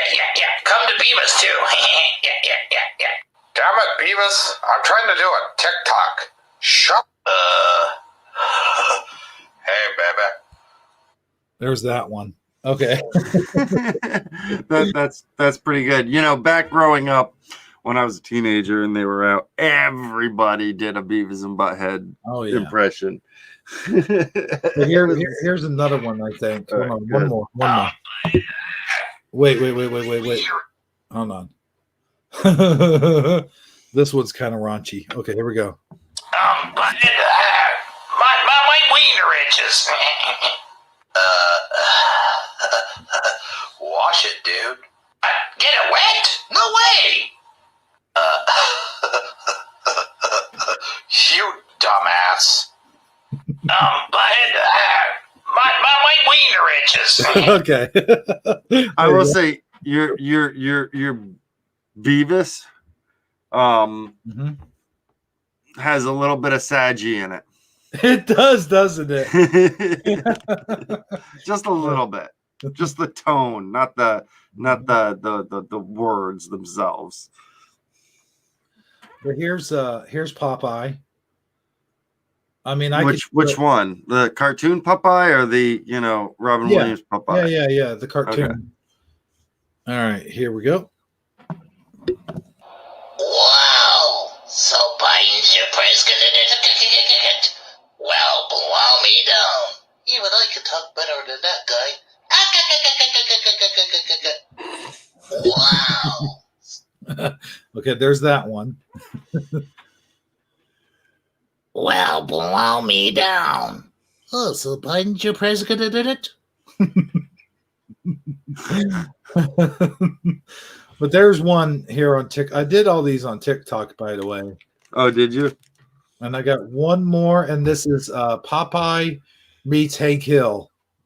Okay. Let me see if I get the right one here. Let's see. I'll sell propane and propane. Oh, yeah, that's the right one. Hold on. Here we go. I'll sell propane and propane accessories. Well, blow me down. Well, I sure like to have some of them propane accessories. I'll sell propane. There you go. Okay. I should like to have me some of that propane accessories. So that's another movie we could talk about. Popeye with Robin Williams. Believe it or not, I absolutely loved that movie. That's one of my favorite movies of all time. It gets too much hate. Like it gets way too much hate, and it's like even Robin Williams was embarrassed that he did that movie. But I got to tell you, I loved it. And you know what? That was probably, let's see, 1980. I think that was one of the first movies I ever saw in the movie theater. I mean, I'm not gonna lie. I actually kind of had a crush on Shelley Duvall. I mean, okay. I don't know why. I was a kid. I never understood these things. But believe it or not, my first wife looked a lot like Olive Oil from that movie for surely Shelley Duvall. Shelley Duvall. Yeah, and then you see her like I saw her in Popeye first. Okay, that's the way it goes. And then later when I watched The Shining. I was like, whoa. Even though The Shining came first. Right. Yeah. But yeah, even in that movie, I mean, in Popeye, it was more. I don't know why, but yeah, I was for some reason as a kid, she was. There was a bit of an infatuation with the Shelley Duvall and Popeye with the olive oil. But yeah, I loved that movie. I thought that movie was great. It did horrible in the box office. Yeah. I didn't even know how bad it did, but it did. Yeah. But I actually really liked that movie. It was a little long, drawn out. It was kind of like a musical type. I mean, it was a musical, and you know me and musicals. I love musicals anyway. But anyway, that is like the only The Wizard of Oz and Charlie. Is it Charlie and the Chocolate Factory? I can't think straight. Those kind of movies like that are only kind of musicals I actually ever liked. Like I don't really. I'm not big on musicals. I'll say that. But those movies, like I know a lot of people like Grease, and I can't stand Grease. I'm just like, I'm not into that at all. But Those other movies, yeah, they're cool. Well, what did you think? I did get him to sit down and watch Dr. Horrible's sing along blog. Finally, Now that was more like yeah, but that was more like a comedy type musical type thing. Yeah. So I mean that I was fine with that. That was good. Yeah. Well, hold on one second. Yeah. Let me try this. I haven't done this voice in years. Hold on. Let me see if I can. Well, no, I can't do it. I was trying to do Reagan. It was like, well, gotta tell you. Wait, that's George Bush. Well, that was George Bush. The first one. You, don't like the broccoli. Yeah. So I used to be able to do all the presidents. Well, not all of them, obviously, because we don't know like what all of them sounded like. Well, we'll I'll be honest. I'm good for another hour, but I'm gonna. Why don't I save it for right. another day? Yeah, it's been almost 4 hours, so let's go ahead and close this one out. What do you say? I say what you say is what I say. I think I said that on Mandela Family movie or something. But anyway, yeah. So, I mean, we already got the message from the boss of Silverhawks. That pretty much, seals our fate, so to speak. When you get that message of him telling everyone good night. So, yeah, I had a good time, man. It was a good time being with you, and thanks for coming on and taking Saji's place, so to speak. And wait, I got it. Fizzy Pop got my reference. Yes, Fizzy Pop. That is exactly where it's from. It's and believe it or not, that kid, his first appearance, one of his first appearances, was in Star Trek. Anyway, oh, that's where a quote comes from. Newsies, another musical. Cool. So there you have it. Yep. Yep. So let's close it out like this. I am going to say Michael Fontaine. In a way, is like, okay, let's see if you get this one. This one's easy. This one's super easy. The Michael you go in the water. The Michael Fontaine is in the water. You're in the water. Then the Michael Fontaine is in the water. The Michael Fontaine rose over with those dark black eyes. The next thing you know, you're dead.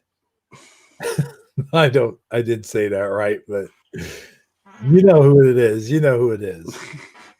No, I don't. Michael Fontaine got it right. Did he?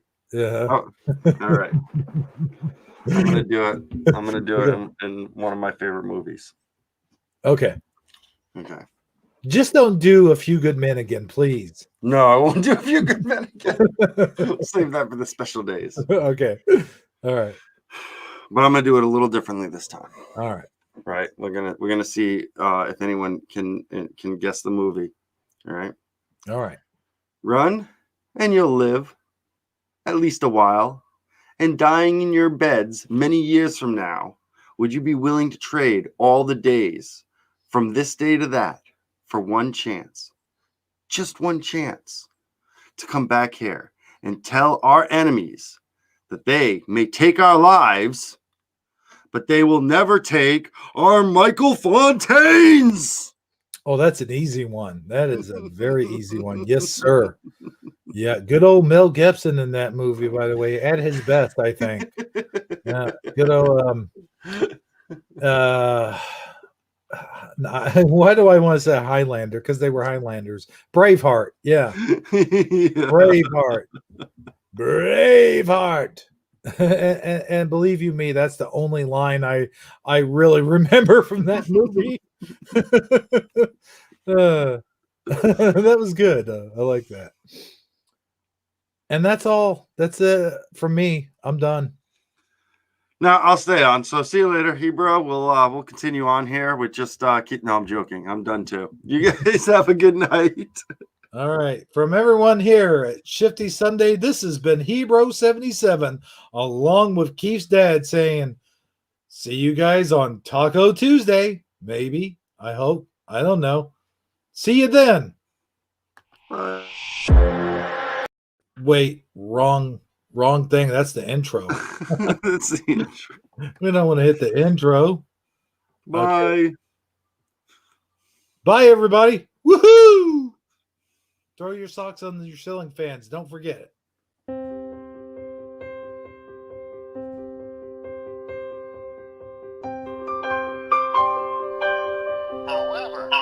However,